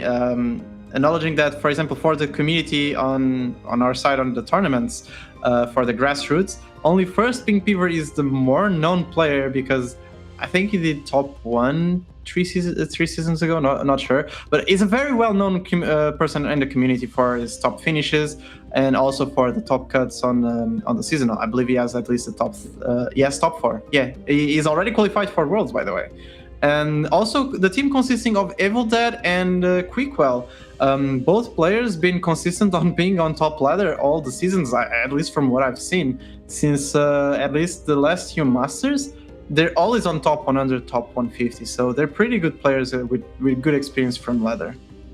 And both teams coming in again with tied 1-1 scores, looking to get an early lead here in this group, being able to go into the next day with a slightly better mindset. I am going to be very, very curious to see if there's any spice, any special decks on either of those sides, and we are ready to get into the pick and ban phase of this series. Let's have a look right here. All right, first side. Oh, look at Espana's side. We see a double Zoe lineup, but Zoe Fiora, a very unusual combo that we have not seen at all yet so far, I believe. Is that the all-in deck that Swim did? Maybe. It might be like the Sparklefly build-around, but I also saw Guardia play a version of this archetype on ladder that was very, very effective for his last-minute push. He managed to climb all the way up to 4th seed in Germany. Didn't quite get to qualify, but that's already quite the accomplishment, because it was like 500 LP in a time where the ladder was very competitive. And that deck consists of a lot of rallies. It's less of an all-in Fiora build around and a bit more of a deck with aggressive potential, with more Mentors of the Stones, with more buffing opportunities and so on. And on the other hand, on Ukraine's side, we see a deck that has been very popular in recent metas, but we have not really seen shine yet in the current meta, and that would be Zoe Diana Shadow Isle Splash, so basically Atrocity invokes. Yeah, but that makes sense because I believe it's a speciality from First Pink Beaver. I think he got a lot of LP on the certain meta or season that I said that he topped on EU, running a certain variant of that deck. And we see the first bans for both sides is TLC. No one wants to face the Watcher. And I think TLC is getting the most bans today instead of Azir Aurelia. No one really wants to play against that at all. Yeah, at least on stream, I think the main reason was that we saw aggro strategies becoming more popular. And of course, burn decks and discard can outrace Azir Aurelia, and therefore it kind of can make sense to leave it open. In this specific situation, I would personally accept an Azir Aurelia ban, though. At least from Ukraine's side. Maybe Spain has the Azir Aurelia targeting in mind here. Ooh. Zoe bans on both sides. Getting rid of the Atrocity Invoke deck, that is very uncommon, and we see both Azirs open. I do believe it's not just uncommon, it's a very smart play from Spain. They probably acknowledge from that time that First Pink Beaver has a lot of experience from that deck, and they don't want to run into it or just get into an unfortunate queue, which can happen a lot of the times with this format. And Ukraine just going also for the Zoe ban because it just bans 2 decks. It's just basically Zoe Vi, which is good against Overwhelm, I believe, because of the Ash and the early sustain that you can get with your clears. And it's also the Zoe Fiora that, even though you don't know exactly what that is, you probably don't want to run into anything that has Fiora. I think everyone has PTSD from that champion, so being able to clear those 2 in just one go, I think they're pretty fine with that. And Ukraine left with a rather aggressive lineup and deciding to pick an aggressive deck, Thresh Nasus, and we see another iteration of the matchup we just saw, Ezreal Draven versus Nasus Thresh. And at least on my part, I very much enjoy this. I think it's a very high skill matchup and so much interaction on both sides, so many bluffs representing combo tricks and removals, and the glimpses are very key. Even though it's one of the most common matches we're seeing today and 2 of the most predominant decks in the meta, I also really enjoy seeing this matchup because of what you said. It's a very high skill dependent deck. If you really know how to play with Draven Ezreal, you definitely can win against the Nasus Thresh. But if you also know how to play really well Nasus Thresh, you have a really good advantage in this matchup. It all depends on how both players, teams, play the decks on the mid games. For example, from turn 3 to 5 or turn 3 to 6. The way they develop the board or how they stall or how they burn the opponent is very important. It's where you see how the game goes. And because, as we said, if it's turn 10 with 13 mana, then the Draven Ezreal is in big trouble. And of course, Thresh Nasus always has the constant threat. There's always the possibility of just finding an insane high roll opening. But so far, the pre-mulligan hand on Ukraine's side looks pretty darn horrible. I imagine them to kick everything. You see Quickwell shaking his head. Not happy about seeing this, but we'll see what these players can pull up. On the other hand, on Spain's side, I guess Tribeam's the keep. Static Shock's an interesting one. You kind of like it, but maybe not as the only keep. You're also looking for some units and some more targeted and more mana-efficient removal. Yeah, and you see, for after this mulligan, just keeping the Tribeam, as you said, the only thing that makes sense because of the early 3 costs that can just buff it, or also because it's a clear. Getting a bot is good for the turn 2. You can just have something to defend yourself and have some sustain.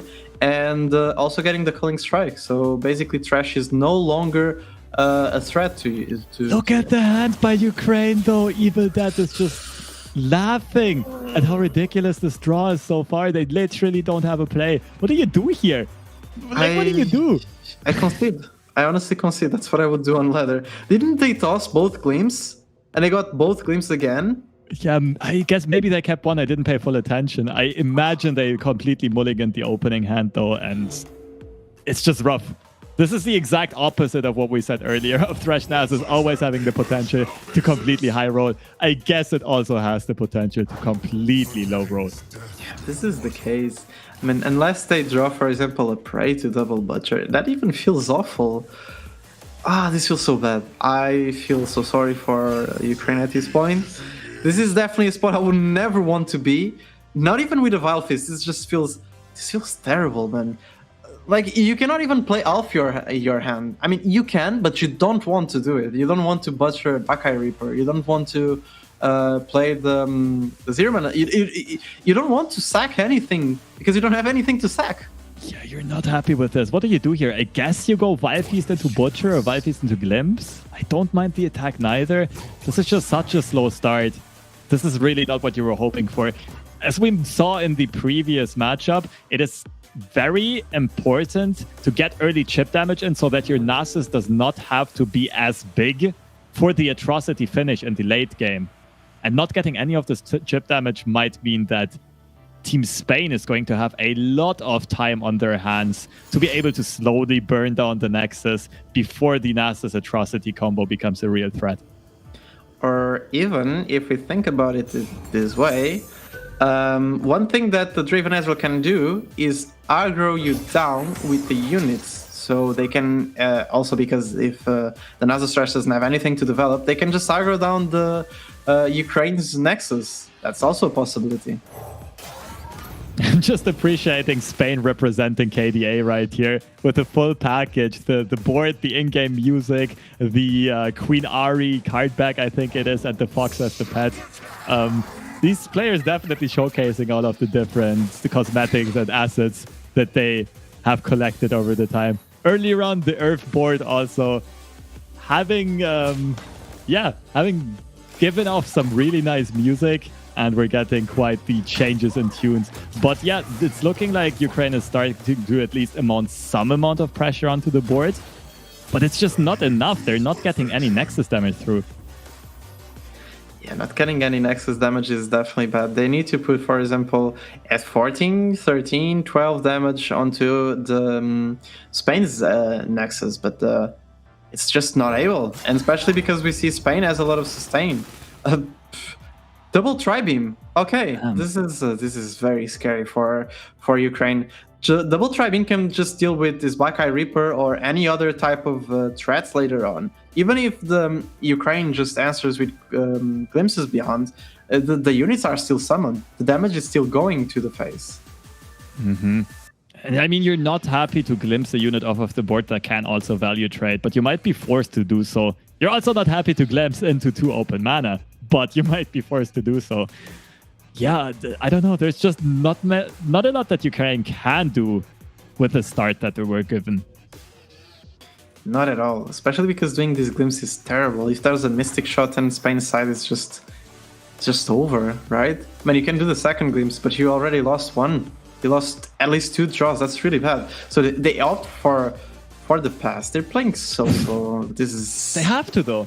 Yeah. It's not like they have a lot of options. And Spain, of course, having the opportunity, just clicking end round against a tempo deck, burning 4 mana on turn 4.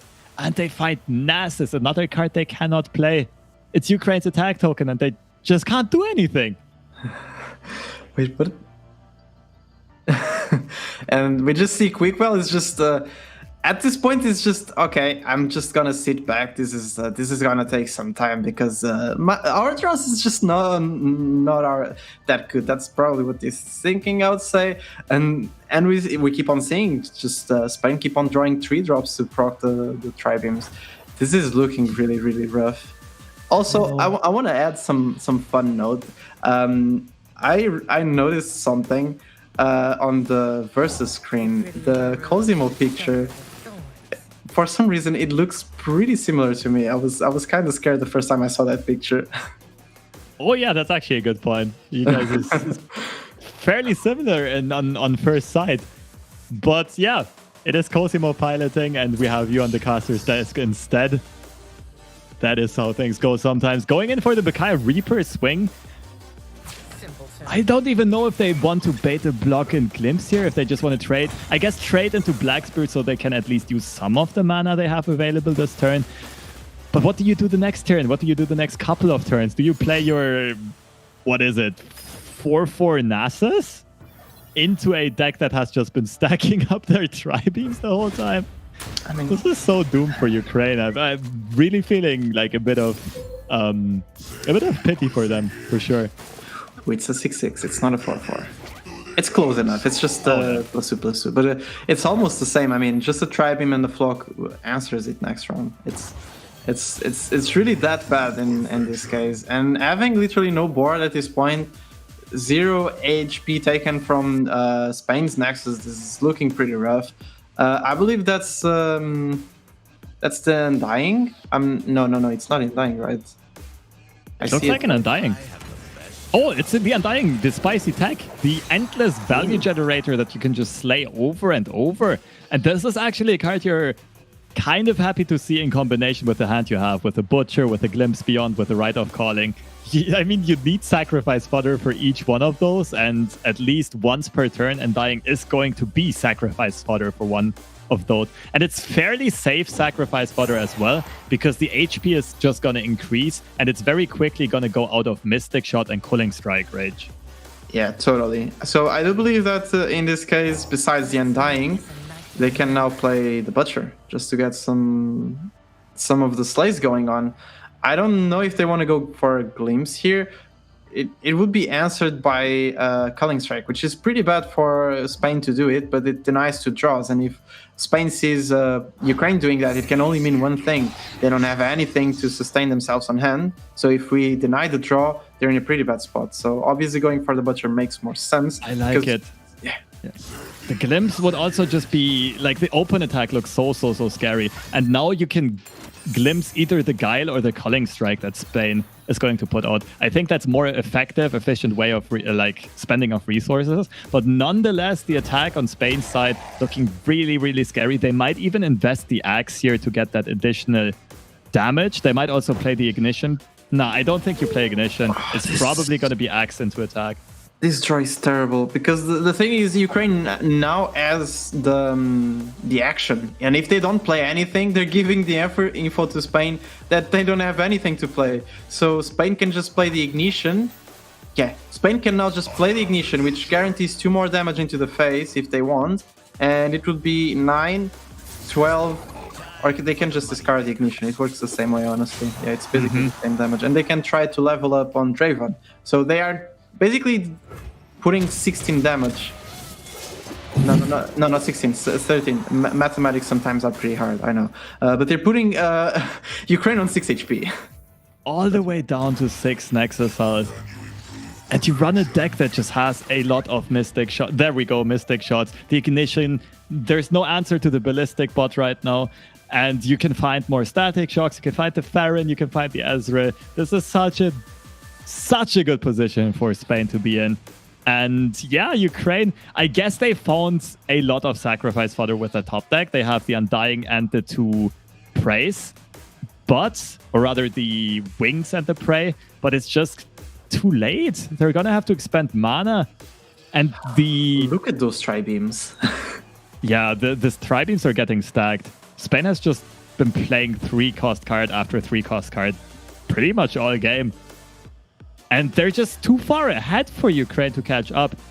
Even if those Rite of Callings and Glimpse Beyonds should go through, there's so many answers on Spain's hand, in Spain's side. They have so much pressure. They have the board lead. And they're just threatening lethal, maybe already next attack. I do believe it's going to be lethal at this point. They can just go for the 6-mana Tri-Beam at this, and try to get the Genevieve, cough cough, or a Citria, cough cough. Really good 6 drops, I'd say. Try not to cast a Jinx here. They can even just play... Yeah, they can play double the Tri-Beams, and they can just flock the Nasus at this point. They can... Okay, and we also get the results that I'm going to talk about after these Tri-Beams. This is literally lethal. If they... at this point, it just... There's no way for Ukraine to answer. They can Rite of Negation this, but they cannot Rite of Negation the second one and the flock. That's a very big problem, especially because Undying cannot block. But as we were saying, Russia getting the advantage against Latvia, and I think I was seeing it was Overwhelm versus Ashe LeBlanc on the off-stream game. Latvia picked Ashe LeBlanc, so it means that Russia was with the Overwhelm Renekton Sejuani Sibir. I think it's the other way around, right? Russia actually won with the Overwhelm deck against the Ashe deck, which is a rather uncommon thing to happen. Of course, the freezes in the Ashe deck being such good answers to those big Overwhelm units, and also to those Battle Furies, to the Shaped Stone. Trochans on both sides, so very interactive matchup usually. It can go either way, but the Ashe deck should be favored. In this case, though, Russia taking the 1-0 lead. And going back to the game we have on hand, the Tri-Beam did get negated. The second Tri-Beam is going to pull through. Following with a flock, the Nasus is guaranteed to die. And this open attack just looks so scary. Finally pulling a useful unit as well are those Tri-Beams. 6-5 Overwhelm. Yeah, this is going to be game on the open attack, I very much believe. Now, this is 100% game. At this point, I believe that Ukraine is either going to concede or just get a lot of damage. That's a very good 6 drop. I think, yeah, it was the Tri-Beam for 6. And Ukraine doesn't have any board at all. They cannot answer this attack. It's just going to be 18 damage on the face. And as we're saying this, Ukraine just takes the loss. And we're going for the second game. Spain is winning 1-0 on this best of 3. Yeah, Ukraine going for the surrender, I think that was something they wanted to do like 8 turns ago already after seeing this hand. Unfortunately, some of those matches are just going to be more or less non-games. It is a card game after all. If you draw the wrong like top third of your deck in the opening hand in the first like 5, 6, 7, 8 turns, sometimes there's literally no play you can make, nothing you can do. And Spain just almost with a freebie.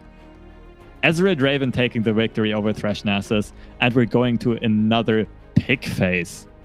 Yeah, that's pretty interesting because we said a lot that Nasus Thresh has the slight advantage on the matchup. So this is basically an unfavorable win for Spain, which means they get a slight advantage on the picks now because they know that Ukraine possibly wants to pick the Nasus Thresh again, and they can go, for example, for Ashe LeBlanc. But the thing is, if they go for Ashe LeBlanc, it's pretty bad against the discard aggro. So what are your picks ideas here? I'm not sure. I would actually, if I would do a bet, I would say Spain goes for a Thresh Nasus because they are okay with the idea of going into a mirror, and then playing against discard aggro is fine. Overwhelms is kind of problematic, and against Ashe LeBlanc is, yeah, it's kind of problematic, but there are ways to deal with it, and against Azira really is really good. I feel like Spain does not go for Azir. Both of the other options are okay, depending on what kind of way you want to spin the mind games. I think Thresh Nasus might be the slightly better pick overall, just looking into this range of decks. But of course, if you take mind games into account, Ashe LeBlanc can also be a good pick.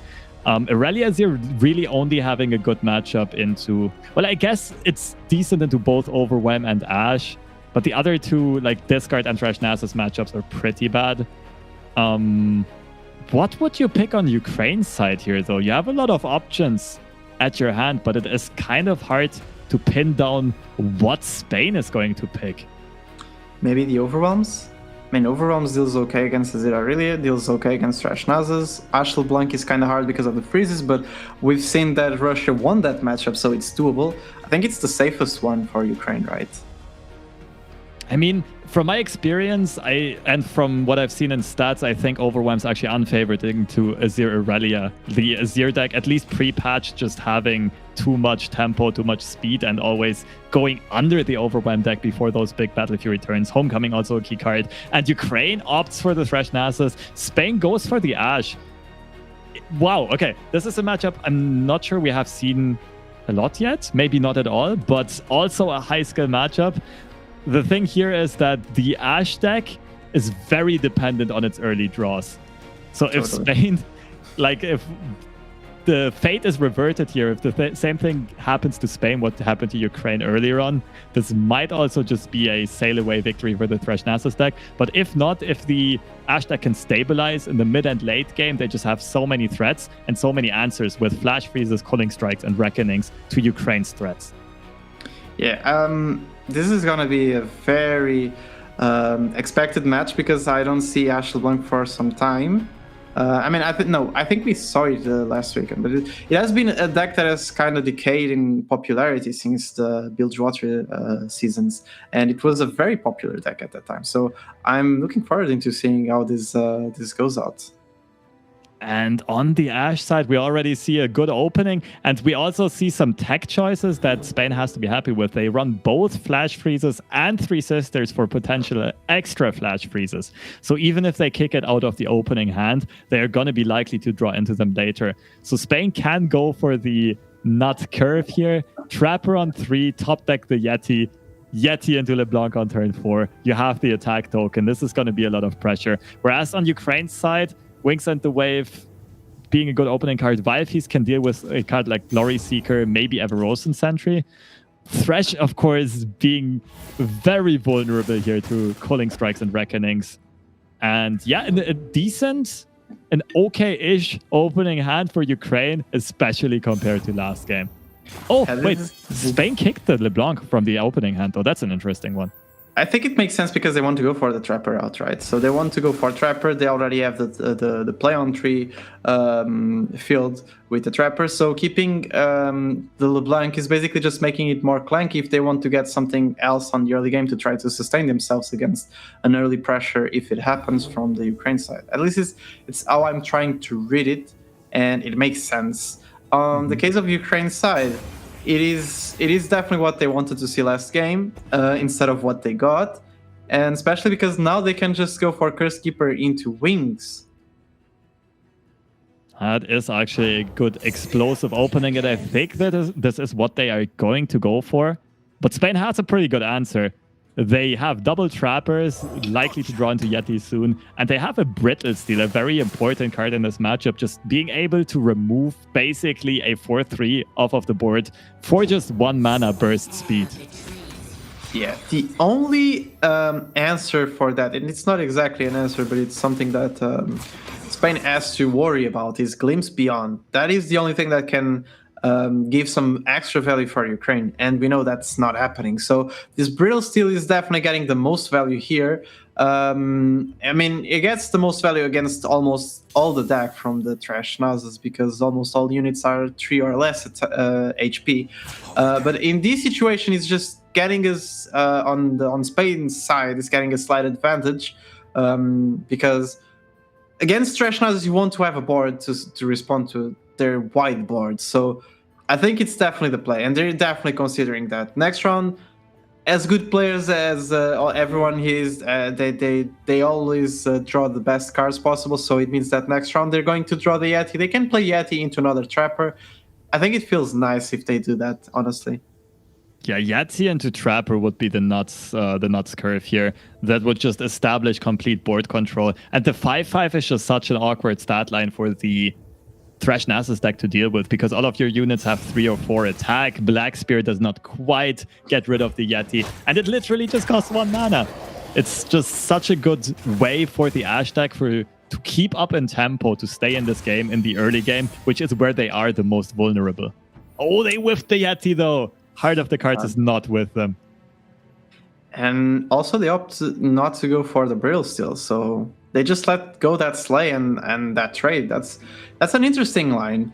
I mean, they can go for the Trapper now. I think they're trying to guarantee a Yeti on the next draw. The thing is, they have now 2 1-mana 5/5s on their top 3 decks of top 3 draws from the deck, and that can be kind of clunky after turn 6.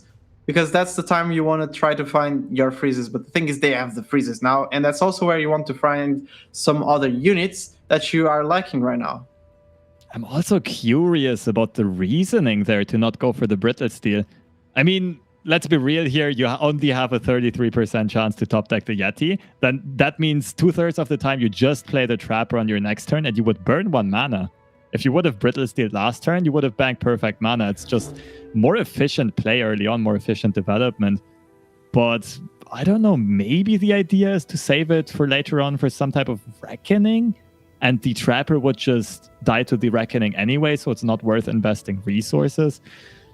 I guess we might find out at some point if I ever ask the players from Spain, but for now on, Fading Icon development on Ukraine's side, getting the sacrifice fodder for the Spirit Leech later on, and also always an interesting decision whether or not to develop that Thresh on turn 5 and basically check for a Culling Strike. Yeah, I don't think they want to go for that because not only that, if Spain, for example, gets the Yeti, they can go for the Reckoning. It's also a possibility, and they have to have everything in consideration. And playing Thresh on 5 is definitely a big tempo loss. I mean, they can also do it just for the bait, but I believe they're not going to do it. They're going to try and just Spirit Leech the 0/1 Prey to get some extra draw. This is maybe this is why they saved the Burial Steel. They just want to get another free trade, and they're going to do it at this point. This is interesting, yeah. So it plans out the same way as if they would have used Brittle Steel earlier on, but they did give Ukraine the chance to just not block here. To just let the attack go through, but make Spain burn some mana, and then still have a unit advantage on the open attack, and therefore threatening to push some additional damage on their own swing. Not sure which line is better. I don't mind the block here. It did get answered by the Brittle Steel. And Ukraine now with some tough development decisions. The Doomkeeper into Spirit Leech is actually a very nicely looking curve, but you really, really, really have to expect that Spain will top deck a Yeti at this point, and they are going to have Reckoning mana available. Yeah, and not only do they have the Reckoning mana available, they have the Reckoning in hand. So if there's a development of Leech into Doomkeeper, this is going to be for sure a Yeti into Reckoning just to stall out that attack. I think you stop a total of 8 plus 7, so it's about 15 damage that you stop, and that's a lot against a freeze deck, so it makes sense. Even though they lose the Trapper, the 3/3, it doesn't make a difference. You're basically just killing an entire board from Nasus Thresh, and that makes a lot of sense for any type of play you want to do, and it's a good tempo swing. Going for the Thresh here. Basically not giving Reckoning a lot of value, but very willingly checking for Culling Strike. The Reckoning is still looking decent, but it's not great. The Thresh pulls the 3/3. That's the only swing that we are going to see. And yeah, Reckoning does stuff, but not like an insane amount of stuff. And once the Reckoning is out of their hand, the Thresh Nasus deck, Team Ukraine, can then also just play way more recklessly. Yeah, totally. And okay, hey, that's smart. They wanted this. They're just clearing a Thresh without needing to use the Reckoning. And they're also getting a value trade. which means the Trapper survives. Yeah, the Trapper is going back to a 3-3. They save the Reckoning for later on. This is very smart use of resources right here. Most of the time, of course, Three Sisters is just going to be used for the flash freeze, but they find the opportunity for a very good Fury of the North pick. And also not something that Ukraine necessarily expected. Three Sisters is not a very common tech in Ashe at all. This is just a playing pattern that you don't really see come up that often in ladder or in preparation. Totally. And this is a tough spot, and I'm gonna call it, but Spain could have a consideration of a possible Ruination on the Nasus trash deck, and I've seen some crazy people playing Ruination as a one-off in that deck, and there is definitely mana. I'm saying this because this is close deck, they could have that in consideration, especially because they saw, for example, in the last game, Nasus trash being very slow on developing, so there could be, for example, a slow Nasus trash deck as we've seen, the Withering Whale versions with the Vengeances and that. But Spain is just not caring about that risk. They know that they have to develop this Yeti and be steady on the board. Very smart play. And I just wanted to mention this because I've seen that. I've seen people playing that. It's definitely possible, but I think that might be a bit too hot of a take. I don't know if the Ruination is good enough in that deck to be played at such a high level at this tournament. But close deck list, you never know. Maybe for exactly that reason, you might catch people by surprise. All right, we see the delayed Reckoning coming through.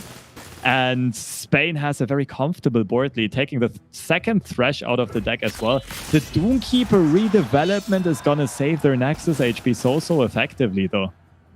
Yeah, but is it enough? You're just losing one unit. In fact, two units just to save 10 HP. That is going to be going down eventually. And I think it's only not the even... Sand Soldier blocks, right? Yeah, at least the Sun Soldier is blocking. I mean, the Doomkeeper possibly not, because you want the Spirit Lich possibly to get the value on the drawing.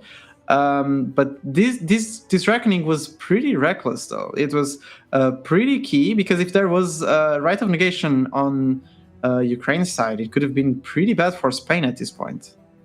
But at this point, the classic... like double-edged sword on Swain's the classic double-edged sword on Spain's side here is the double Trapper opening, finding the 1-mana 5/5s, but that also means you're not drawing for your main deck and you are running out of cards very quickly. Spain is going to have to find a Whispered Words or a Trifarian Assessor pretty soon to keep the draw cycle going.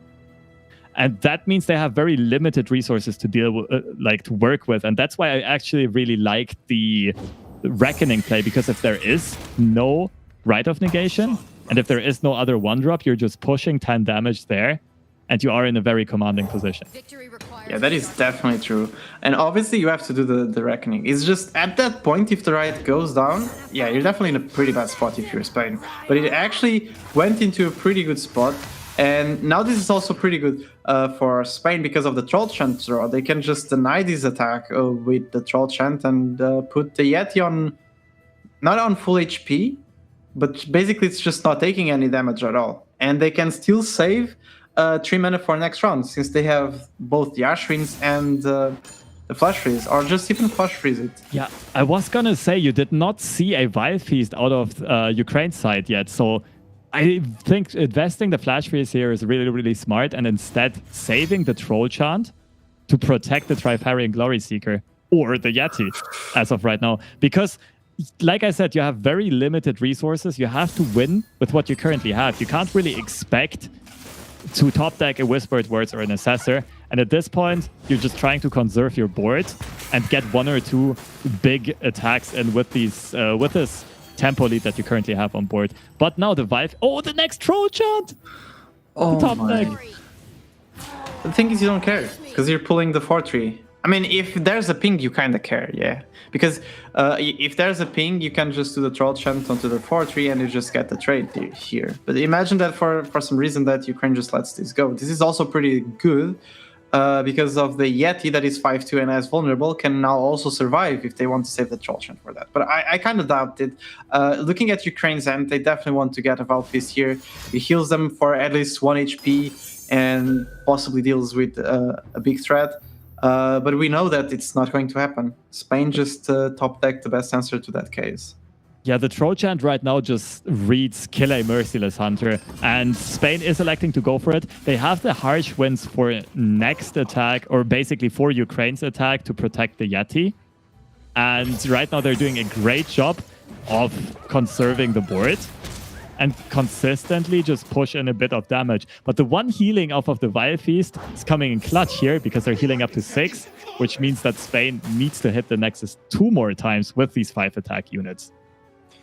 And at this point, I really would like to see some Yu-Gi-Oh type of stuff, aka drawing the whispered words and into Assessor. Yeah, into an Assessor. That would be insane. And it's still a possibility, even though the Assessor is not buffed, so it doesn't draw by itself. It will be 2 draws, which is really good. We see on Ukraine's side, for example, there is nothing much that they can do. They have the Butcher that they can kill the Curse Keeper into making a wide board, but it's not as useful. For example, if they draw a Black Spear, it could get more value. There's no Nasus drawn until now. I think they've drawn about at least 10 cards at this point. They should be on 26, 27 left on the deck, I believe. And this is going into length where if the Nasus trash doesn't find the Nasus, and if they find the Assessor that we were talking about, they're just in a pretty good spot, because this is just, yeah. The heart of the cards is back with them. But as of right now, how do you do this? You have mana for Harsh Winds and Assessor, and I think you have to take it, because getting the second draw is very, very important. And also just having the Yeti on the board is very, very important. Like we said earlier on, you need a wide board to push Nexus damage through against all these chump blockers. You can see the attention on Quickwell's side. He does not like that Trifarian Assessor top deck. Yeah, that was definitely what Ukraine didn't want to see. Like, this is what we're talking about. This was the way for Spain to get back into the game in terms of the value generation. And they even got LeBlanc. Okay, LeBlanc is not actually that good at this point, but it's still a draw. I think now they want... How about getting a second Assessor next round, honestly? I mean, once you're at it, why not ask for more? Yeah, Assessor, Whispered Words, all good draws. Any big-ish unit is good here. Even Culling Strike or some combat tricks would be good here. I don't think there's a lot of bad draws for Spain at this point. You basically, like, you don't have to finish the game on the upcoming turn yet. Your Nexus is still at 17 HP, and your opponent is down to 2 cards in hand. But the Everosen Trapper, the third one, is always such a tricky card to draw this late, because, like we were saying earlier on, it just shuffles this Yeti on top of your deck, and like, do you want to draw the Yeti is the question you have to ask yourself. You don't want to draw the Yeti. The Yeti doesn't do anything at this point. And this development is really bad also for Spain, because we see Ukraine just drew the 3rd trash at this point. They just needed half of the deck to get all the trashes. But no Nasus, I guess. I mean, Nasus would be better at this point, but this is still a good draw because the trash gets all the value trades. And yeah, with double vulnerable on the Yetis, I think at this point getting an attack at least with the 5/5 Yeti just to get another trade.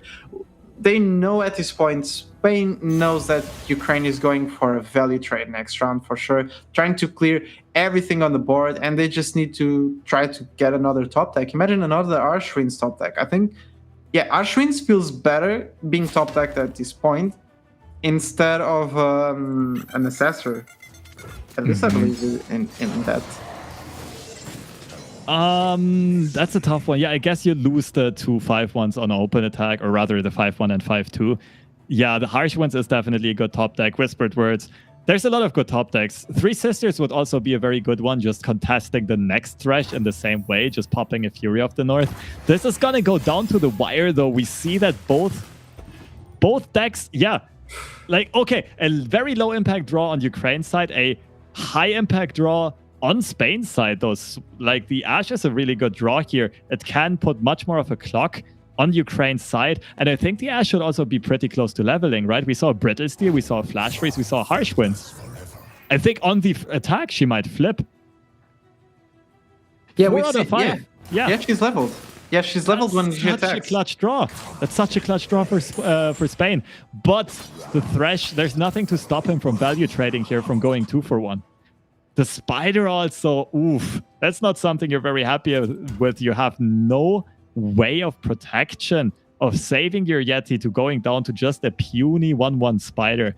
But Ukraine thinking about whether or not to invest a Vile Feast here, maybe on the 5-1, or on the maybe even Vile Feast the 5-2 Yeti, and have both Spiders pull the 5-1s that are remaining. Yeah, but the thing is, since the Bakai is getting the value from the trades, you can just use the Bakai to get the trade on the last Yeti, so without needing any Vile Feast at this point. If this just goes through, this is fine for Ukraine. I would see them pulling it like that because it would give the full value of the board for their side. They would have a Thresh that is a 3-1, and they will have the Merciless Hunter as a 4-3, just contested by the 4-3 Trifarian Assessor. Even though we know from Spain's side that there's the Ash and there's also the House Spiders and the Trapper, so they can just swarm the board and go for a big swing next round to finish it if they want. They can definitely try to go in for the kill. They can put 6 units on the board. And Ash is going to prevent one of them from blocking. There's only going to be 3 blockers. And that would be exactly 6 damage going in. Of course, Vile Feast is going to stop this attack from...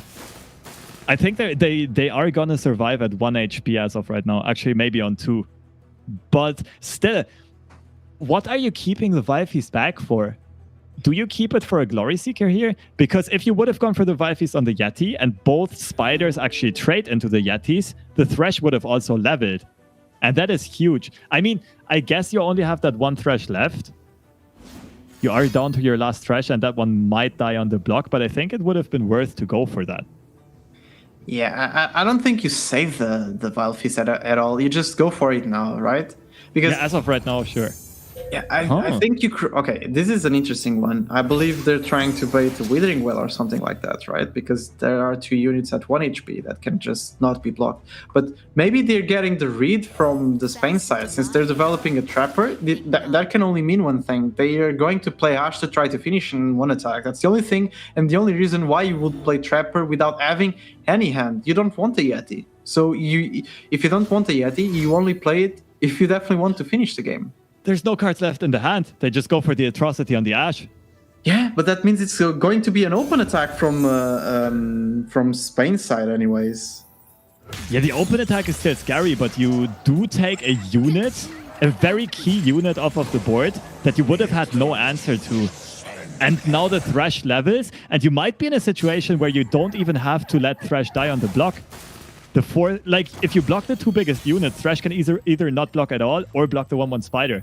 And off-stream results just coming in. Latvia managing to equalize the series against Russia 1-1.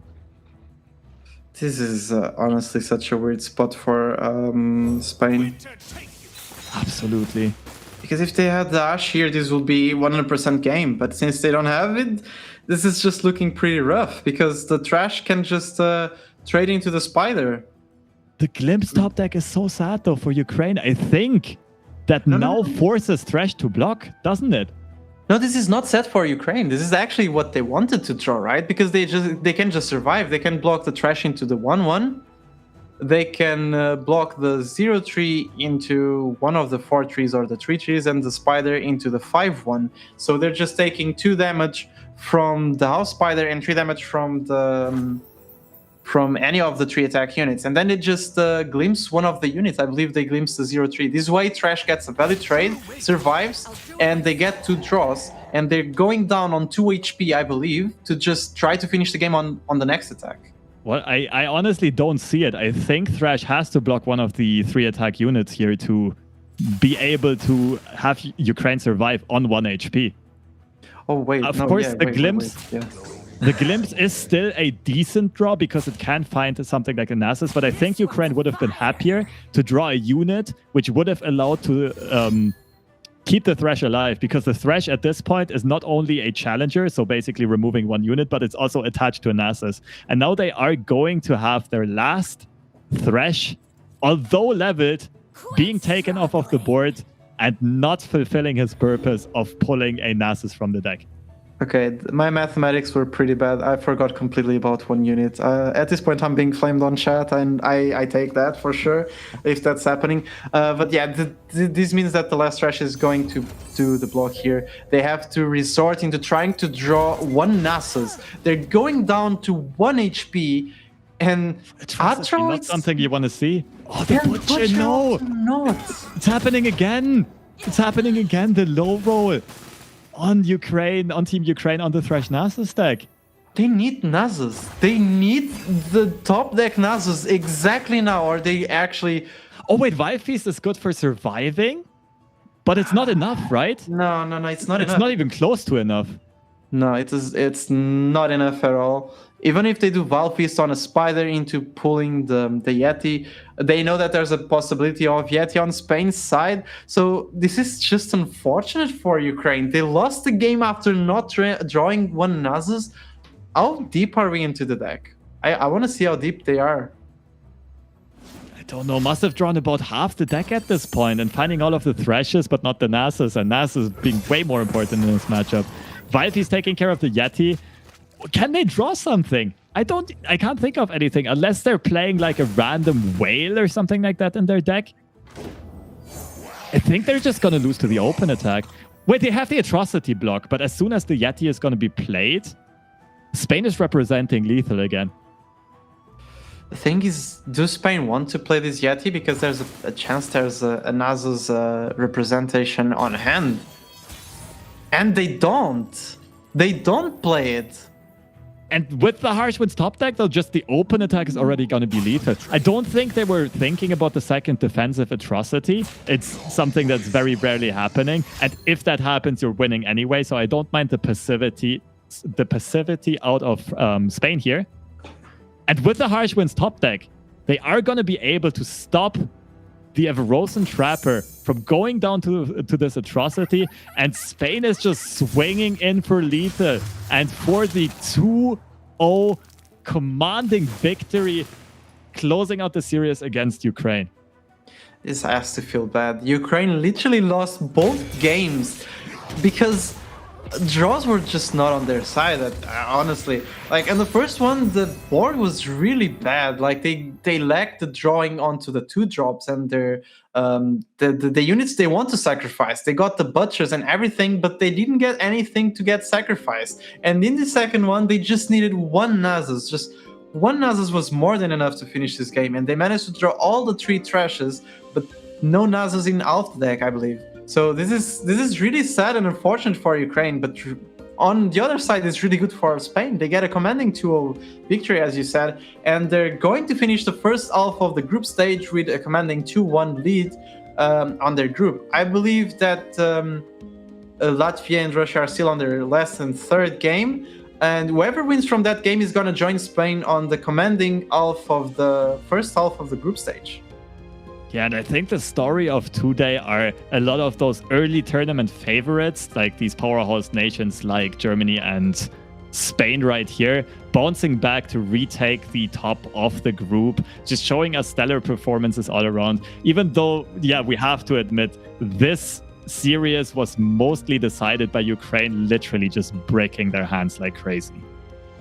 Yeah, this is as I said, it feels bad, honestly. Seeing this feels really, really awful. Getting into situations where you feel like you didn't lose because of the way you played, but because of the draws. As we said, it's a card game, sometimes it happens. There were probably even ways for them to pull back, and they probably didn't even see it. And us casters also not. But as we said, it happens. There's also another half of the group stage to just pull back, and the 1-2 is not the worst case scenario. It's actually just an okay situation, I would say. Absolutely. Yeah, maybe Ukraine is going to have better luck next time, but all of these standings in these groups are still wide open. We are going to go into our last break of the day and then come back. I'm not sure if we can still catch a glimpse of the action of Russia versus Latvia. It's currently 1-1. But it's okay. It sounds like we cannot jump into that game, but instead we will give you guys a rundown at the end of the day, look at the standings, at all of the results, and maybe Russia-Latvia is going to conclude by that time. Anyway, time to go into a break. See ya, everyone, in 5 minutes.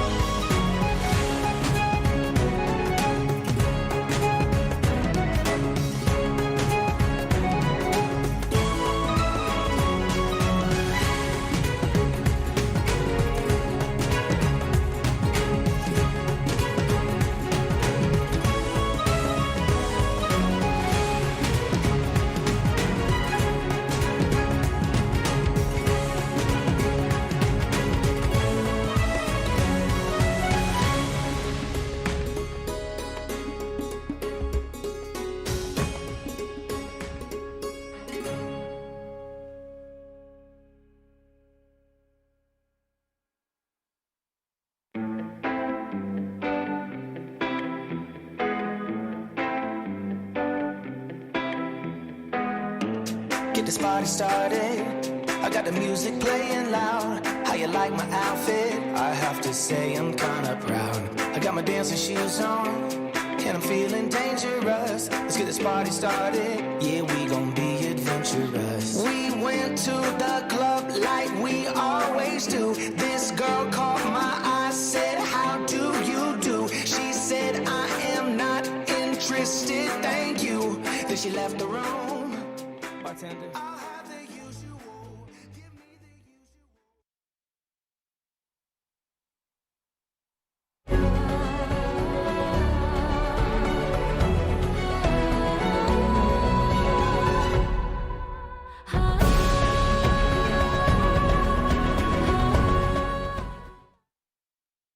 And we are back. Most of the results are already in. The only game that we're still waiting for to conclude is going to be Russia versus Latvia. Maybe we'll still get the result in time. Let's have a look. But all of the other games concluded, and we have some pretty interesting results here. The story of the first day surely was the day of the underdogs. The second day was basically the day of the favorites. And I think today is kind of the redemption day for the favorites of the tournament. Some of the highest seeds like Germany and Spain going to the lead in their respective groups with a 2-1 score. Poland also a favorite, winning 2-1 against Sweden off stream. Portugal I would also call a favorite, although not having had the highest ladder rank, but as the defending champion. Also a 2-1 victory over Czechia, a very, very tough opponent. Italy finding some redemption. Just interesting results all across the board here. Yeah, totally. And also for Finland's side, after their start on 0-1 against Czechia on the first day, they just got the redemption, as we were talking about, winning 2-0 against Portugal in the last day. And today they just got a 2-1 victory against United Kingdom. Also, a very important match that we were missing is the Belgium versus France. That was the game of the day. And it decided Belgium to be the most commanding, leading team right now on the tournament, being the only one at the 3-0 score, and also France being the only one at a 0-3 score. Really close of the really sad spot, as we can call it. But one thing that is pretty interesting on all of today's matchups is there are only 2 match on 2-0 victories, so there are barely no commanding victories for no one. It was all close, really, really close, I would even say. It just shows over and over again how well spread out these groups are, how tightly matched these players are on skill level, how well they prepare, and they kind of just have each other's numbers, and every series comes down to the wire. And I think we saw that in a lot of series being super close, like most games being super close as well. Some big play potential on both sides. Also, of course, some games being decided by top decks and others being decided by just completely bricked opening hands at like overall.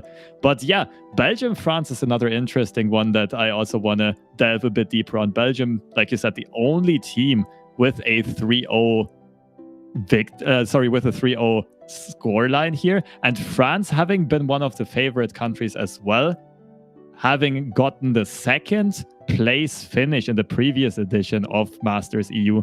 This time with a 0-3 start and on the verge, on the brink of extinction here in this tournament. Just one more loss and they're guaranteed to be out, and even now only with tiebreakers they can make it. Yeah, and knowing all that, we can instead actually show all the standings, right? Because we were talking about Belgium being 3-0, but we haven't talked about all the other standings right now. And I can start off with the 2 groups that were completely tied, like Group B and Group D. Everyone was 1-1, and at this point, we have Spain being the commanding leader for the Group B with a 2-1 score. We don't have the score for Russia and Latvia yet, so they're both on the second place with the 1-1 scores, and Ukraine being on a provisory last place with a 1-2 score. This is the group that can still change, obviously, because we're waiting for the result. And Group D, everything is looking different. For example, as we predicted on the podcast, remember? We said that Czechia and Portugal, or United Kingdom and Portugal, would be the commanding ones, and it's the opposite. And by the way, all the results and the standings are already according to tiebreakers. So Finland in first with a 2-1 score, being followed by Portugal also with a 2-1 score. And on third place, Czechia tied with United Kingdom, also both with 1-2 score. But tiebreakers for Czechia work better, so that's why they have the third place. This is a group that is shaping up into a very interesting spot because Finland is kind of the underdog of the group, and Czechia very dominant because of Pokrovac's experience and also Bajatak having the experience from the format and from some other tournaments on Runeterra, and Yezu being a very good ladder player. They actually didn't get the result we were expected possibly from this week, but this is a very tight group, I would say. And as I said, Group C looked like the group of death, but I would actually say Group D is the group of death in this situation. But everything, of course, still completely open. Any team can still make a run for it. France, the only ones that are gonna have to dig very deep to be able to secure a quarterfinal spot. All of the other teams still having a good shot at it, and this is why I am so excited about tomorrow and the next couple of weeks of actions. I think we already have the matches for tomorrow lined up here. Let's have a look at which teams are playing tomorrow. And we'll be starting off on screen with Ukraine versus Russia, another little feud. Of course, we don't know the exact standings yet, but Ukraine having gone down 1-2 in this very tightly contested group, it is going to be an important match for sure. Next game, also another thriller here. Belgium versus Poland. Belgium took the first series 2-1, and I'm pretty sure Poland is looking to get revenge. And this is an interesting one because Belgium, of course, defending their perfect score, whereas Poland also now at a 2-1 score with some momentum going in after winning 2 consecutive series in a row. And for the second half of all the games, we have Finland versus Czechia. Finland, as you said about Belgium and Poland wanting the revenge, Finland wants definitely the revenge on this match because we saw last weekend it was exactly the last match we saw from the off stream. Finland was on a 1-0 leading for the BO3 and lost 2-1 against Czechia. So they want the revenge. They want to prove that they can win against one of the powerhouses for the tournament, I would even say. And that's going to be a very interesting match. And I mean, all of them look pretty tasty in terms of possible score ending, but this is definitely the one that I'm expecting the most action. And to end it off, Turkey versus Italy, another really good matchup. Italy wanting to pull back and Turkey trying to pull back from today's loss possibly just to get the advantage of 3-1 and being 1 win away from the top 8. All of these matches look very tasty, as I said, and it's going to be a very packed day for action tomorrow. It's going to be very intense, and all the players will be probably already in a very nervous situation because the tournament already passed the midway mark. So from now on, a loss takes a really big weight into your psychological impact right now, and also in your score at this point. And you might have noticed at home that we have already seen all of these matchups once. Like Manitas just said, we are past the midway mark. So all of these matches are going to be rematches. And this time, the matchups that were not shown on stream last time are going to be shown on stream this time. So we will see all of the other teams. Off stream, of course, some other very important matches. Latvia hoping to repeat the upset against Spain. Salty Sweden against the underrated team France, overrated, as he mentioned it is in his interview, hoping to gain another win. Portugal, United Kingdom, I'm sure you're excited about that one. Yeah. And Germany versus Lebanon. Lebanon, again, trying to repeat the upset, just like Latvia is going to do. And both of them did on day 1. And with that being said, this is going to be it for the day. Tomorrow, of course, the duo of Impetuous Panda and Mogwai are going to take over. This is it from us for this weekend. Fresh Lobster and Manitas bringing you the action. We will be back next weekend on either Saturday or Sunday. We'll let you guys know. Have a good weekend. Enjoy the action tomorrow. See you around. See you all.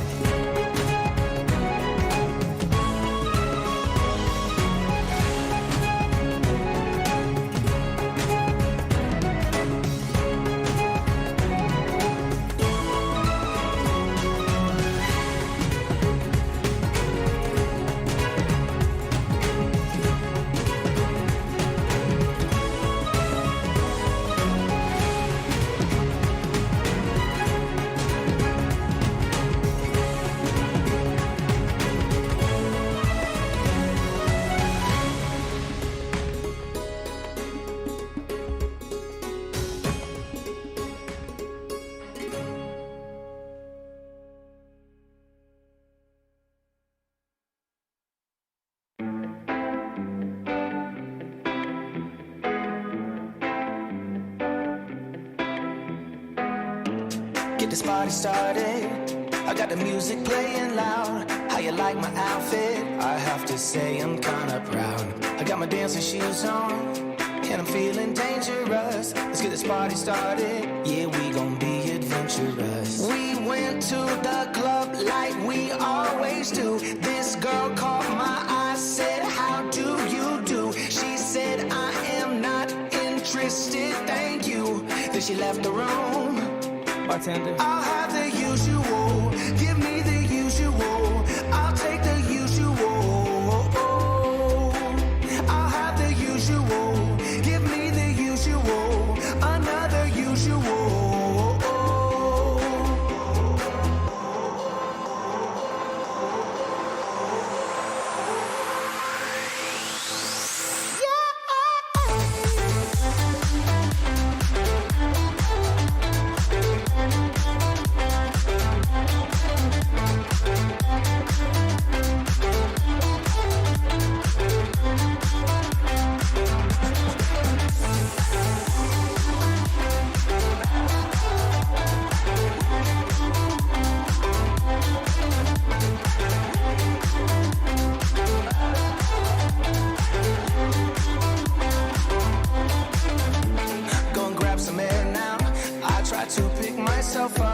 Nothing's wrong with me yet, but maybe this bow tie was too much. I just have to be cool, looking like I'm Clint Eastwood. Ain't the bad or ugly, my mama said that I'm the good. We went to the club like we always do.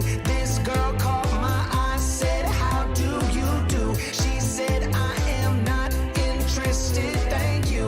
Then she left the room. Bartender,